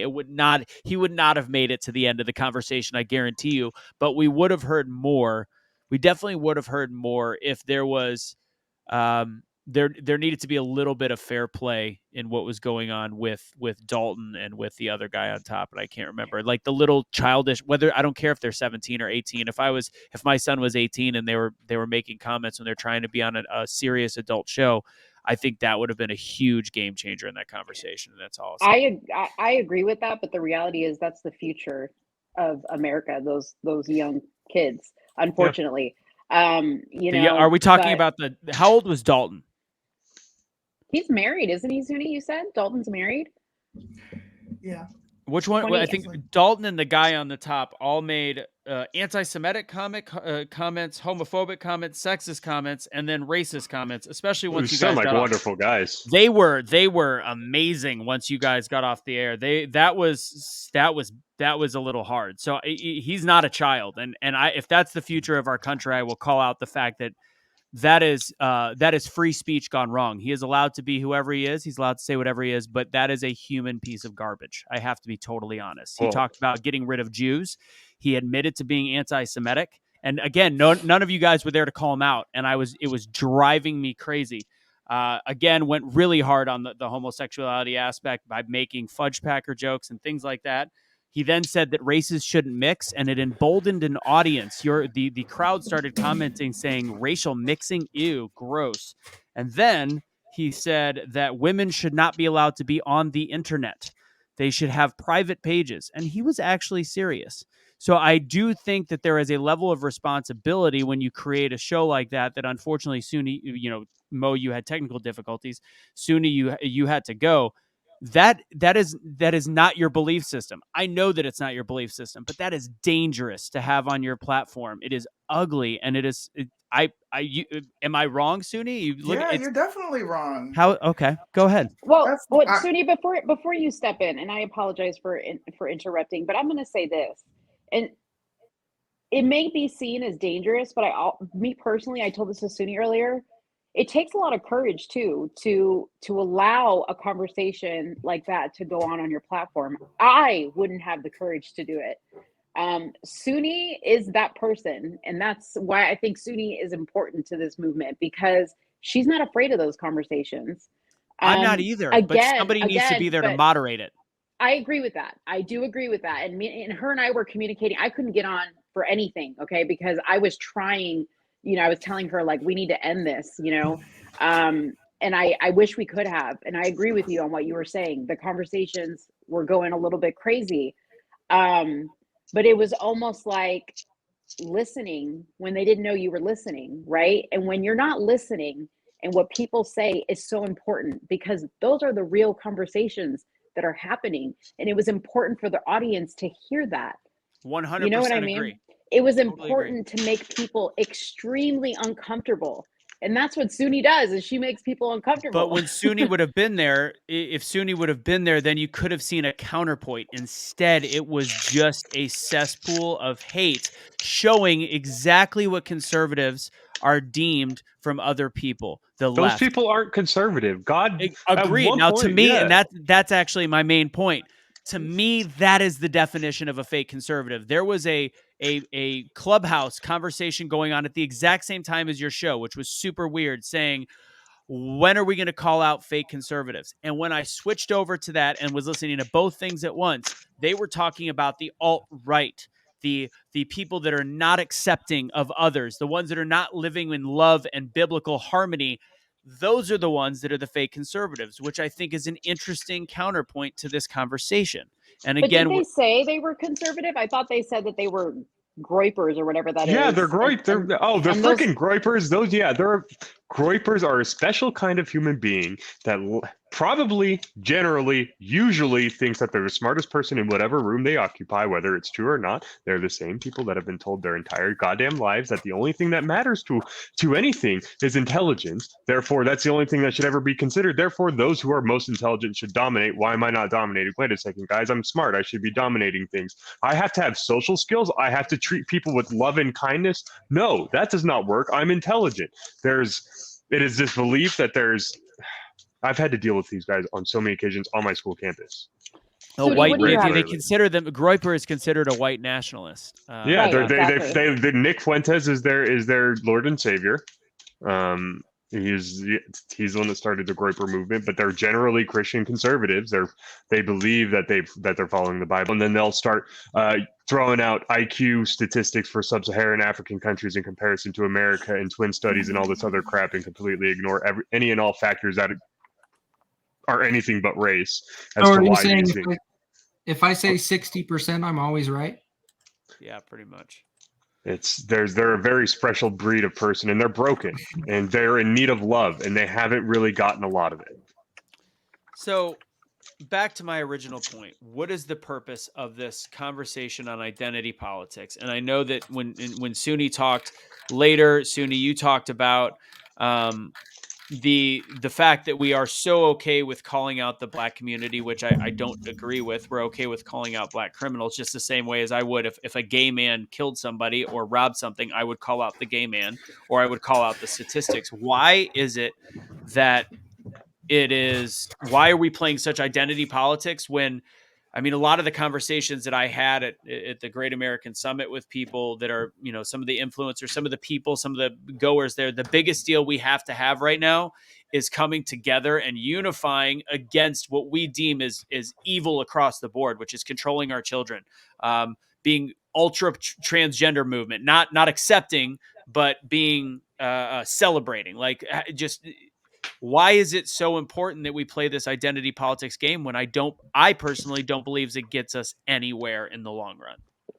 Then stop talking about black people. Stop talking about black criminals. Stop talking about the black community if we're not allowed to talk about the gays.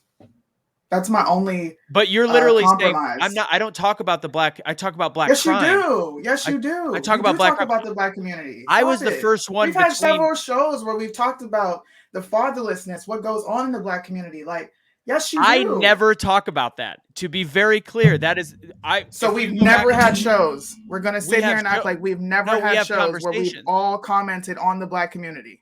We have conversations. I do all the time. Absolutely. Come on, man. I want you to know we have shows. If you listen to those shows, I am not one that talks about the fact of black fatherless homes. I don't. I talk about poor parenting. I talk about socioeconomic issues. I talk about a lot. If you listen to that, I avoid the topic of, because I think single parents I've argued this to the bone, I think single parents, although not always the majority, have created American sons and amazing sons and daughters in this country. So when I talk about the Black community, I talk about the criminal percentages. I talk about the pretty much the criminality. That's it. I leave it alone. If I'm talking about the gay community, I would be. I have no problem there if unless they are like there. There was a video that Kevin sent me earlier of a man and a wife, and the wife turned into a man, and then they had a daughter before then, and then they turned the daughter into a son when he was 2 years old or whatever it was. Yeah, that I've got a problem with because it's ridiculous. It's not giving a child rights. That I will call out. They weren't even gay. They were just broken.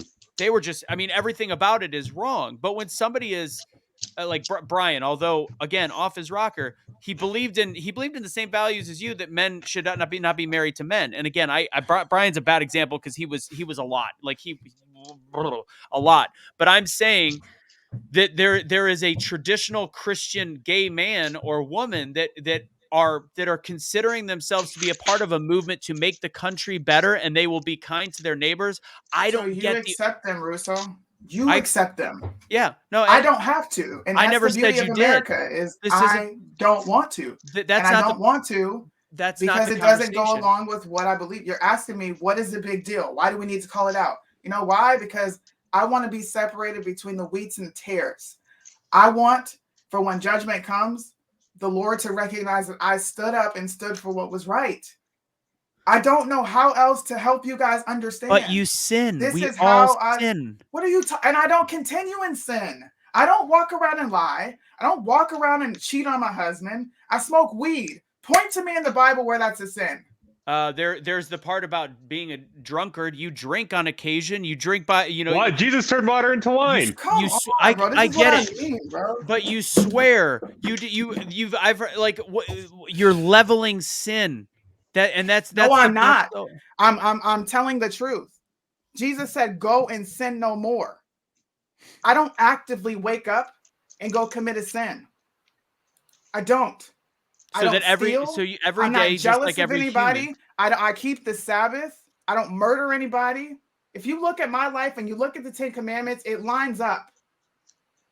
So trying to compare me and will you drink? That's not the 10 Commandments. Those aren't the core values. You use the Lord's name in vain. Do you want me to talk, or do you want to speak over me and just point out the things that I do wrong?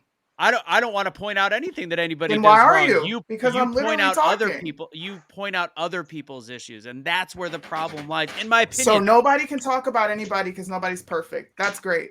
Nobody will have accountability in the world.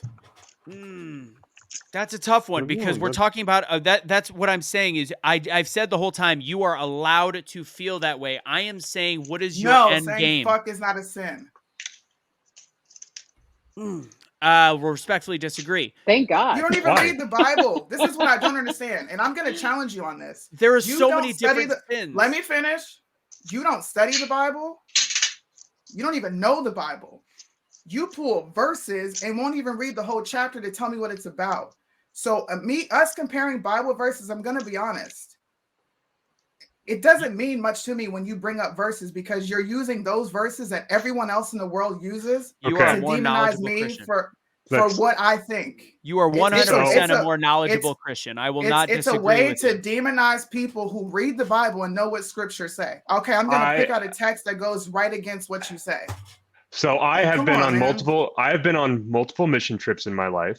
I spent every single summer of my entire youth almost 3 to 4 times a week in my church. In addition to those, I went to Christian high schools. I read the Bible every single day, right? I personally believe that I have a very intimate personal relationship with God, right? So I have that, right? And I can speak to it. And I know for a fucking fact that the people God calls us to spend our time with and calls us to go to, the people Jesus Christ himself chose to spend his time with, were not the people just like him. They were the cast outs. They were those that were ostracized. They were those that were shunned from society They were the ones that were abandoned. They were the ones that had no love in their life, because love is the most important thing you can impart on another human being. Love means holding people accountable. Love Thank means you. being compassionate, being empathetic, being able to understand where they're at, being able to work in their life with them to guide them in a loving way centered around that. That is the value, right? That is what we are called on to do. So we are called on to spend our time with these people, right? The people we disagree with. We are called on to spend our time with those. The thing about groypers, most of them are they just don't have very much love in their life. None. Most people filled with that much hate do not have much Let love me to ask a experience. question. Do you Yes. guys know how many gay people I come in contact with on a daily basis that actually I'm not thank saying me? anything about that. No, that's not what I'm saying. Yeah. But to say that what I'm doing is dangerous and hateful and having those conversations, do you know how many gay men thanked me for exposing people who say that they're conservative but have no conservative value? You don't say you're a conservative and you believe in conserving America and put a pride flag behind you. That was That a is red very flag true. So right you had there. you That's have very gay true. men. I agree with that So 100%. you have Do gay you know men. how many do you know how many gay men hit me up? Do you know that I talk to my brother-in-law on a daily basis? Whom He's is gay, family. by the way? He's family. Doesn't matter. I still don't agree with his lifestyle. So what? But What do because they, he's what, respectful and he understands, well, we're Brian's a able bad to have a example. conversation. That's Brian. So all these people that come to you, what are they? What do they say? What do they say? Look, Thank you for. I understand why you're so frustrated. I understand why Christians say what they do. And you know what? At the end of the day, I've got to answer to God. I respect that because they're acknowledging that they know they have to answer for something, just like I do. I respect But that to too. walk around and say, well, I'm a Christian and I'm gay, they don't do that. They don't do that because they understand the Bible. So how do They you know that understand. hold on. How do you know that the people that are reaching out to you are Christian gay people that are thanking you if they don't tell you that they're Christian and gay? Because we have the conversation about them not considering themselves Christian. So they're What are you not talking Christian. about? Easy, go ahead. So I'll put a point of inquiry in this. Are we to believe that a person who feels gay and affiliates themselves to those emotional feelings is incapable of living a celibate life and therefore living through the If they have Christian a gay feeling and fundamentals? they're celibate, they're not acting on their sin. What do you Right. mean? So so just the follow-up question is, isn't that exactly what the Christian fundamental is do your best, and then so the question expounds is, if you have people saying that to you, then you have proof that there are gay people who are fundamentally Christian and therefore fit the mold for your conservative value. It's something that I find interesting that you seem not to be able to articulate well, at least in I my have. opinion. I'm sorry if you can't understand it, but I've articulated my point extremely well. It's a belief I system. don't know how else to say It's an it. opinion of a belief system, but you are very true and strong to it, which I respect. I get that. And I am not saying you're not allowed to have that belief system. I'm saying we're allowed to debate whether or not there is a greater good. My mind goes to the greater good. I don't believe the singling out. And you may have gay men that tell you thank you. And I can't. They're honestly, they're all who matter in this situation. Anybody else's comments on this, you're not gay. So why anybody else feels some sort of way about it that aren't I could gay, tell you there's some gay which I people that don't really understand. there's some gay people that really And you disagree know with you. what? And that's So fine. what? That's exactly. That's why I don't America's care. great. Now, this is the question. Your Christine says that you're coming from a place of love. She wants all people to go to heaven. So that goes back to the original argument, and it is an argument that we got in that starts with the way that you interact with a gay man when you are say talking to Brian. Again, it's a horrible example. He was the only one on last night. Your method of of conversation, do you think that is leading with love? Because you are right. You are allowed to judge based on the Bible. You are allowed to take accountability for fellow sinners, but the whole concept is leading with love. That's What what did I I've say to again. Brian that wasn't with love? I What's that? barely even talked to Brian. I didn't even get a chance to really say anything to Brian other than correct him saying that no Republican LGBT movement is on this side. I said that's a lie, and I mentioned the log cabin group. But outside of that, I tried to calm people down. I'm like, hey, look, let's just calm down. I want to hear what you're saying. I asked him several times to talk. It's a How else could I have done it? It's Like, a what very did I do that was he's a hateful towards terrible the guy? example. Let's use the What did I do then that was hateful towards him? no, that's a bad example because you never got to that point. Nobody got to that point. Let's talk about the Lady MAGA, for example, and no, Christian Walker. Christian Walker. We want to talk about Christian Walker on this episode. Do you think if he heard the way that you talked to him about him, would that bring him to a life of not being gay? Is how he talks about liberals bringing them to a life of being conservative and Republican? And does Or he do you care? accept He it could care because he's less. telling the truth? This is what I mean. There's so And he much could care less. hypocrisy. Yeah, He doesn't gets care. on his live and he's like, these fucking Democrats, they're evil. Oh my God. Fat, blue hair. Fat. You Yeah. say all these things, but I can't talk about Christian Walker because he's gay. You keep saying I say you can't talk about him. I'm saying Well, why you're is it answering productive? why is it productive for him to talk to liberals the way he does? He's doing the exact same thing I'm doing, just pointed at a different community. He's talking about so why liberals, and not I'm call talking him about out? gay Why not be the initial way you call him out? Be like, I don't like the way that he talks about liberals. I think it's counterproductive. Instead of, I don't like that he leads by being gay. I think he swishes around or whatever. Because then it's the same. Then you're essentially doing the exact Have you same watched thing. any of my videos on Christian Walker? Respectfully, no, I have not. I've not. So I've then seen. how I've are seen you- one. I've seen one. The Mo, recent one where you said how- Christian Walker dress. He dances provocatively. bro. What did you say? You Guys, said She didn't say anything. It doesn't have to matter on if we've seen your post. This was a topic. That Yes, we it does, because you're asking me No, if it I doesn't. approach him Then in what do you love, say and about don't Christian even Walker? watch my We are going content. to bring up on the show You don't even watch my content, but then you're asking me, do I approach because him you in blocked love? me, Suni. Blocked you from where? You blocked him from I all your can't pages. see your Facebook post. I can't see your IG. I can't see anything. We already had this conversation.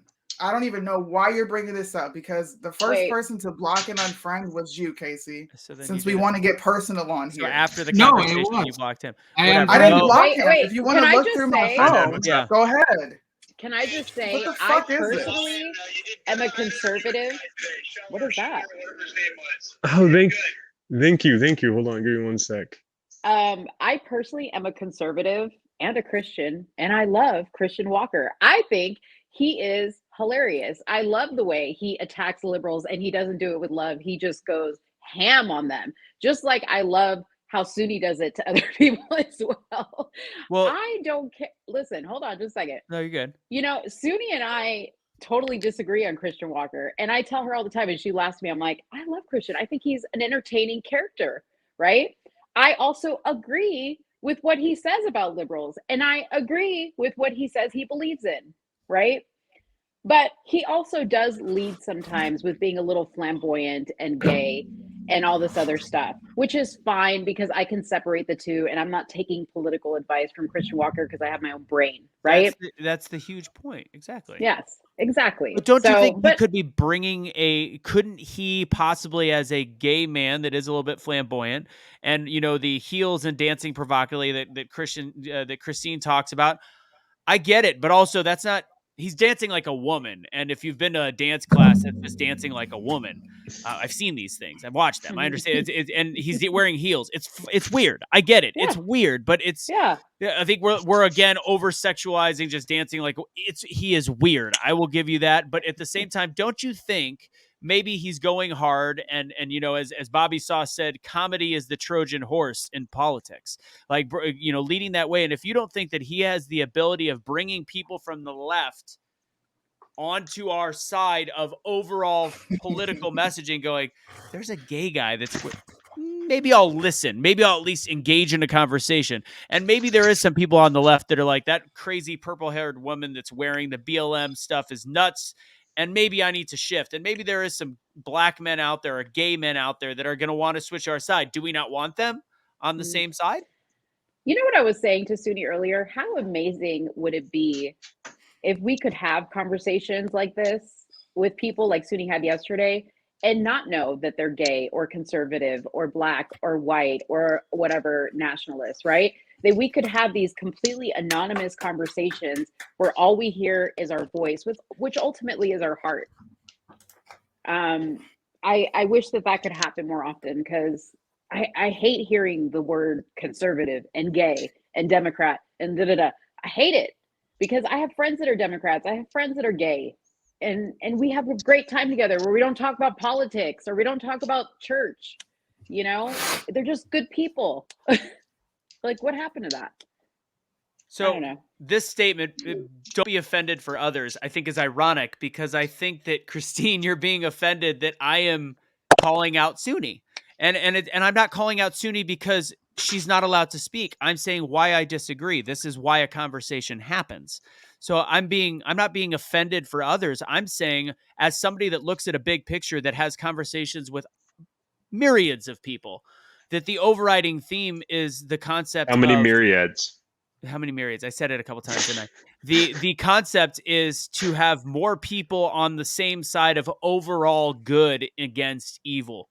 And that's where I stated at the beginning, what is the end game of the importance of your soul Christianity, that I still believe does pigeonhole who is going to be voting or who is going to be fighting for this country the same way. I think it is a dangerous end, is my concept. And I think it leads to losing things like school boards. I think it leads to losing things like prayer in school, Pledge of Allegiance. I think that the not looking at the big picture, looking at the little picture of, you're gay, you're not a conservative, I'm going to turn you off. So the point, like last night, I was like, as much as Brian is absolutely nuts, to me, I'm like, how is it that he is going to actually vote conservative? Or like, how many times does he have to be beat over the head to actually say, I can't support the same thing as these people? And then we've lost a vote. And then somebody that How sees it many lost. times? Like, this is why I brought up the black community, because half of you all follow black conservatives because we are allowed to say what you're not. You've said that to me plenty of times. I have. You can say what I can't. So you're okay with watching us hold black people accountable, but we like, and everybody else accountable. But this specific group, well, how They're many times not are you going to say criminals. it? They're not breaking the law. And neither is half of the black community. You're And missing I'm my not point. talking about the black community. I talk Never about mind. the black criminals. It's not But true. wait, But what is and if it? you don't What want is it to, that? I What is think it that you're right Suni on can that, say Suni. that you can't say about the I black just feel community? I've talked. So what have I said about the black community? I say that the criminal behavior is celebrated in some ways. We don't demonize criminals in that group. We don't snitch. They don't snitch in bad neighborhoods. I related socioeconomics. I also, Suni, before you were willing to have the conversation, talked about systemic racism. I was before Cash and you said I was an idiot. No, you didn't say I was an idiot. You disagreed with me for talking about systemic racism. I think there is a lot that leads up to the current situation we are in, where we have we have proximity of socioeconomic standards in the black community that is unfortunately forcing a proximity of crime. It is a high crime rate. And unfortunately, there is people that are delusional to the actual crime numbers in the black community. That doesn't mean because somebody is black, I've demonized anybody. I don't demonize the black community. I demonize the criminals and the support of the criminal behavior. If the gay community had the same criminal crime or issue, not, Russo, because what you're doing is you're filibustering. I can talk for 1 minute and then you completely interject. You're filibustering. please. You are completely filibustering. Please. The point answer is, that. you talk about the black community. We've had shows centered around the black community. And you are not, nobody is telling you. I have told you, Casey, Eazy-E, you guys, you talk about whatever the fuck you want. Who cares if you're white?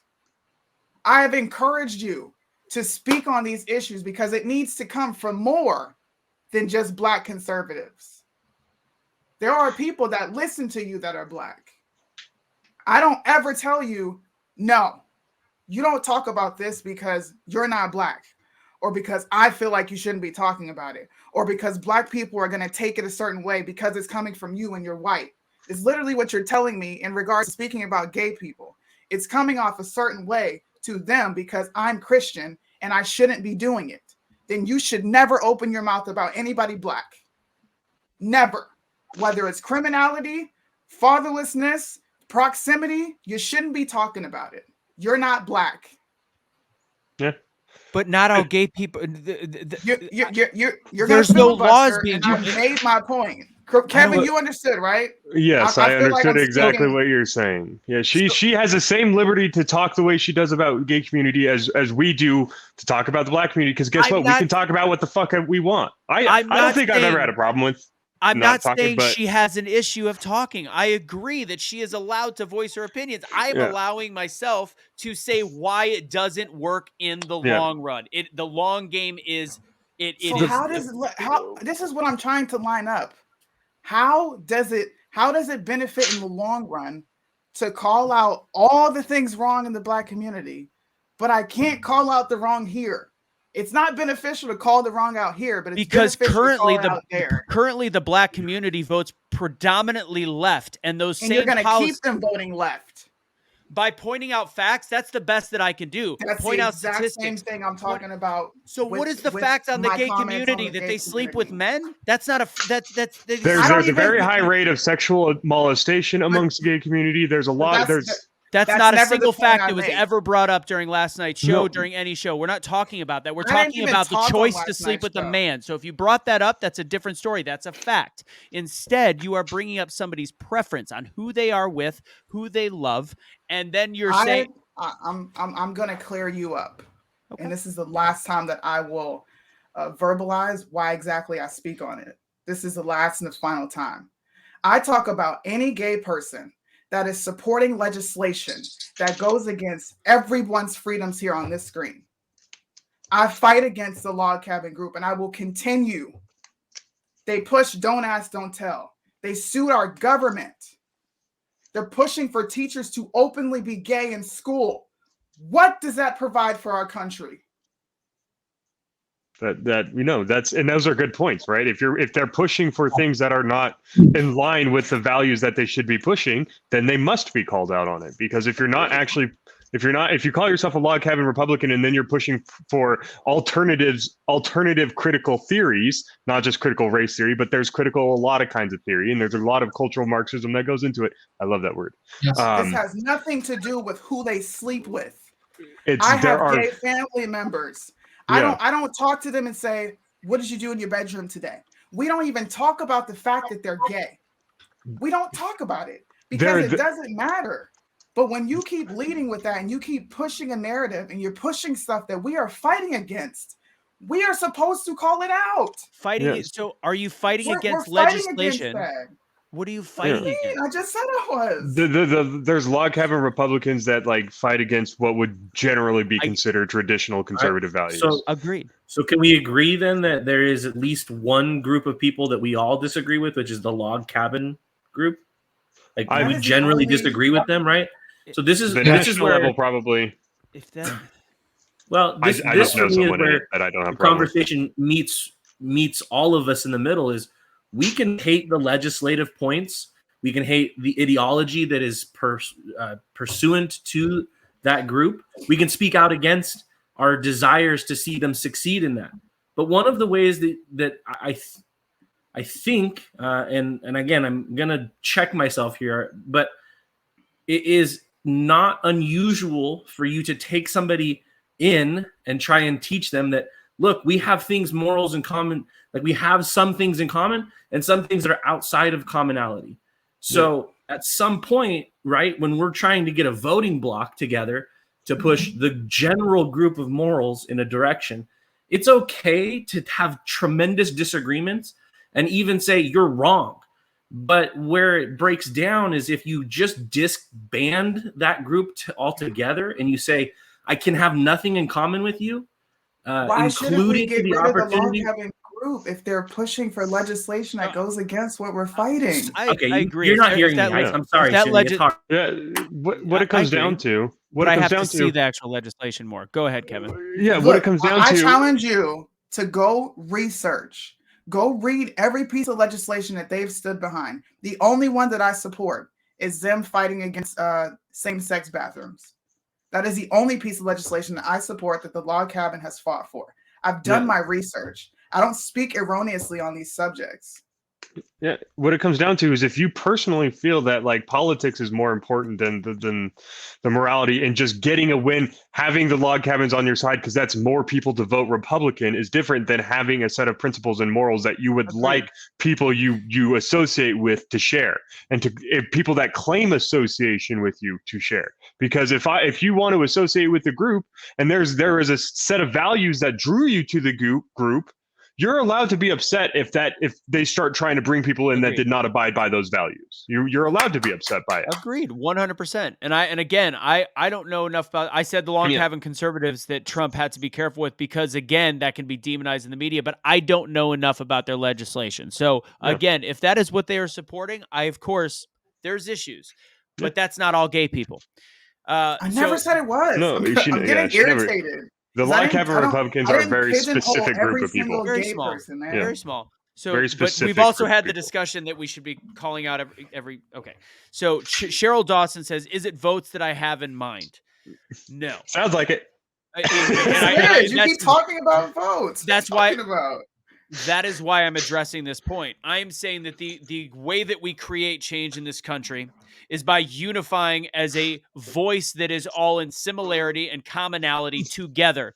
And that does come. The Borg. That comes from a lot of different levels. That comes from voting. That comes from being together in love, being friendship, understanding that we are like-minded. We are the same people that go against mandates, that are against what we believe in. Yes, we hate mandates. Man-girl dates only.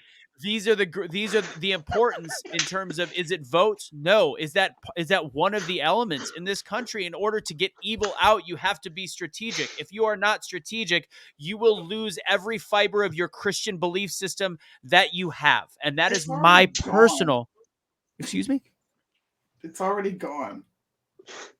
So if it's already gone, then stand by your laurels, stand by your morals, stand by your beliefs, and watch it all burn to the ground. And maybe Jesus will come back, because that is the Book of Revelations. It could happen. You can mock. I don't really care.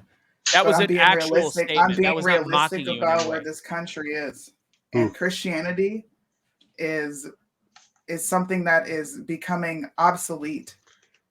And that I'm just speaking the truth. It's becoming obsolete because the Christian religion has forced people out of it by not allowing there to be differences, by thinking you can trade the day away. Once again, we should bend on what we believe. No, you should lead with love, like the core principle of the damn Bible. Love is correction.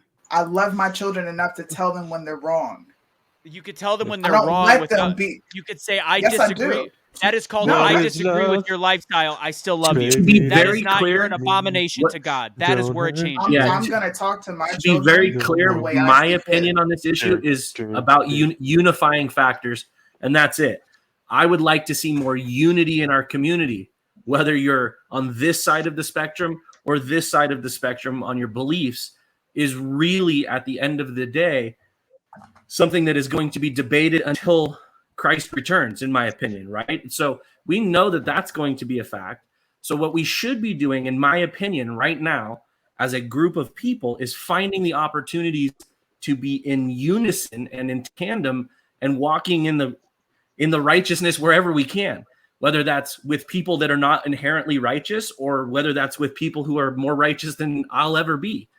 We should be looking for that unity, and that's the only underscore of the point that I've been trying to make tonight, which is, if you're only going to castigate these people based on one trait of their individuality, then we're doomed to a fate that's unreparable. So I'm under the belief that if we can find unity with even one value of a person, that they're a valuable person and they should be taken seriously, and we should encourage them to find familiar values that we share. I agree. I agree. And this comment, love does not mean we have to be okay with being gay. That's I never said it did, but it's not going to get you anywhere. I'm sorry. That's not how you build up That people. is so disrespectful, What's bro. not Why- going to get you in? I'm confused. What's not going to get you by- anywhere? So disrespectful. love does not mean we have to be okay. I always say you don't have to celebrate somebody, but you have to accept somebody. That is You again. don't have to. You That's don't where have you're to wrong. accept. I I'm don't sorry, have you're, to you're, accept you're using anything. my words wrong. I would think that if you want to grow a movement of love and Christianity of like-minded people, you should probably accept who they are. Again, you could disagree with their lifestyle, and honestly, you could do whatever you want. I'm trying to say that. I'm saying for the bigger picture of us actually having a semblance of a future in this country and having a semblance of a future in this world, if we don't lead by love, it's going to get a little bit dangerous. That's my thought. Love does not simply mean acquiescing to anybody's wants for fear of harming them. Love means guiding people towards a better life, a life I believe in God. Love, trust me, it is not love to provide a heroin addict who's crapped themselves on the street corner a clean needle. That is not love. Agreed. And so, but that's the question becomes and must be understood. What then does it mean to love? Accountability is a big part of that, obviously. And this idea, when I say we lead with love, we lead. I believe it. When you have someone around you that you love, you try to guide them to a best life. That does not mean hurting them in the process of doing it, like physically, but it does mean saying things that they need to hear and doing things for them, that they need done for them in order to help them out. There's a lot of ways love takes shape, but that's a fucked up comment to even put up there. Yeah. I don't have any issue with Blake, and everybody here knows I don't have any issue with Blake. I think that's already been talked about. So I can't bring up a comment. I think he brought up a valid point. So then explain it why that you don't have a problem instead of I'm saying not that's going to keep explaining myself. Like I'm not. I had the same conversation with Blake. The exact same conversation. I love you, but I don't agree with your lifestyle. He asked me, well, do you think I can be a Christian? Honestly, in my eyes, babe, no. I don't understand why that needs to be brought up when we've already, the primetime Patriots phase has gone away. We've already had the conversation about why things went the way they did. Like, why bring up something personal to me when I've already spoke on it? Somebody asked a question. It's a show, and I think it's a valid point because a lot of these people have not heard the reasoning behind it. And as you just said, you explained it. You still can love Blake, but you don't believe that he is a Christian. I don't, and I love him to death, and I always love him. But we have the freedoms to think and say what we want. But it seems like if you don't say what the masses should be saying, or you're saying something that's going to hurt someone's feelings, then you can't say it. All right, let's play. Cash has got 6 minutes, and then we're going to wrap up the show. I know Kevin's got to bring his girlfriend chocolate, so Kevin, if you got to go, you can. But here's Cash's response to this conversation. Cash, go ahead and share your message on unity. Can you guys hear that? No, up the volume, dude. No, it's not coming through. Hold on a sec.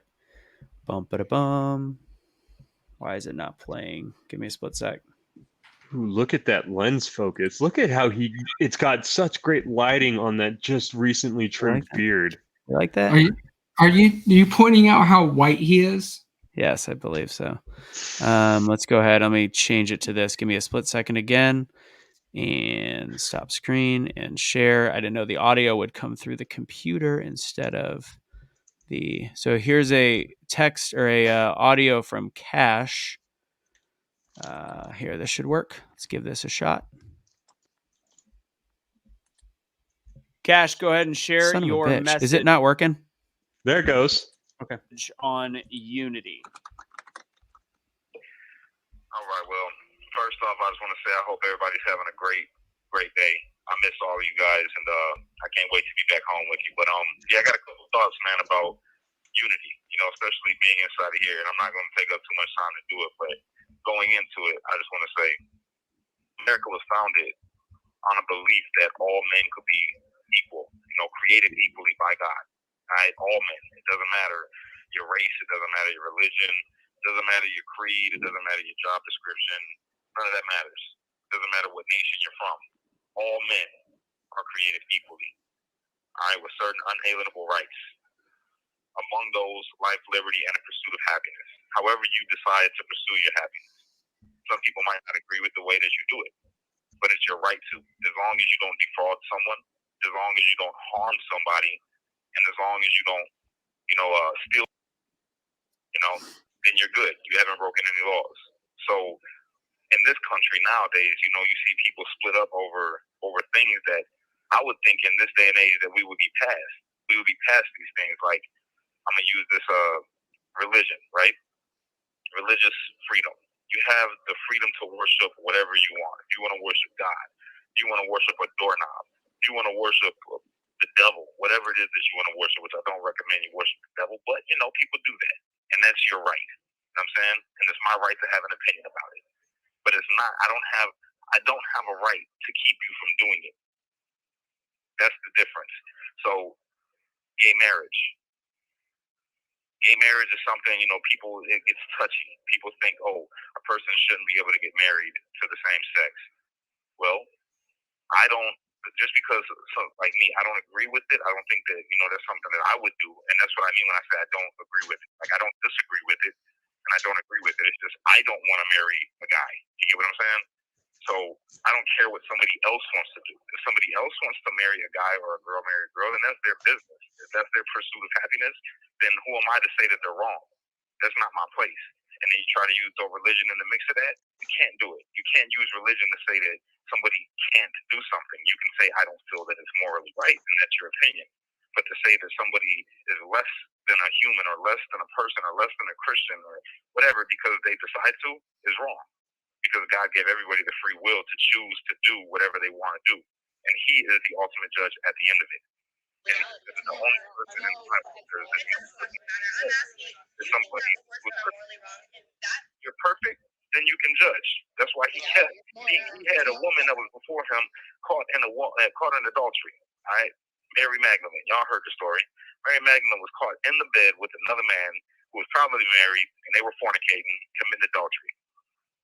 They grabbed her and they threw her before Jesus. And they said, they used the law. They used the law against them. They used the scripture. That's the law at the time, scripture. They used the scripture and said, the scripture says that this person is supposed to be this, and this. We're supposed to stone her. He said, Jesus stood up and said, well, let he who is without sin cast the first stone. And everybody dropped their stones. So then Jesus came up to Mary and said, woman, where's your accusers? That's exactly the example that we're supposed to follow. You got to drop your stones.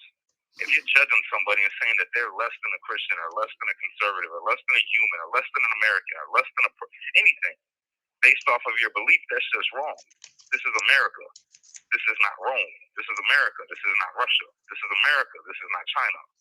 Over here, we don't persecute people based off of our beliefs just because we believe differently than them. That's the whole point of our country. We're allowed to have different beliefs and still thrive and be the greatest nation on earth and have a democracy where we take a vote if we agree with this or if we don't agree with this. That's the point. So we got to stop this division that we got amongst each other. If you don't agree with something, that's fine. That's one thing. Don't agree. You have that right. But don't make somebody feel bad. We're countrymen and countrywomen. We all share the same land. So how are we going to make each other feel less of a person or less than an American just because of our beliefs that are ill-founded because you finally found some religion or you educated yourself in a certain way that somebody else didn't? That don't make you better than them or give you the right to judge them. So if we're going to have real unity and we're going to call ourselves Americans and say that we want to be the change in this world, you got to first start changing the way that you treat people and how you perceive things, or at least your response into situations that you don't agree with. That's not going to breed unity. That's only going to bring division. And we're going to be in the same spot that we were in 2020. And I'm not trying to go backward. We got to go forward. We have to go forward. And we got to get better. So the only way to do that is to stop the judging. All right? Lead by example. If you're going to tell somebody not to lie, well, then you don't be a cheater. If you're going to tell somebody not to be a cheater, then you don't be a thief. If you're going to tell somebody don't be a thief, well, you don't be a fornicator or whatever, a drunkard, whatever you want to call it. And I only say that using religion because that's what some of you people go by. Is you go by the religion and say, well, this person's this, and what you have sin to. So drop your stones. He who is without sin cast the first stone. Forgive. That's what you have to do. Show mercy, compassion, forgiveness. That's the way that we bring unity. That's the way that we heal. And that's all I got for you guys for now. All right, I love y'all.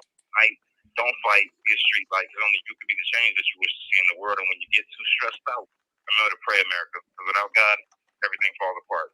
I love you guys. I hope to see you soon. Peace.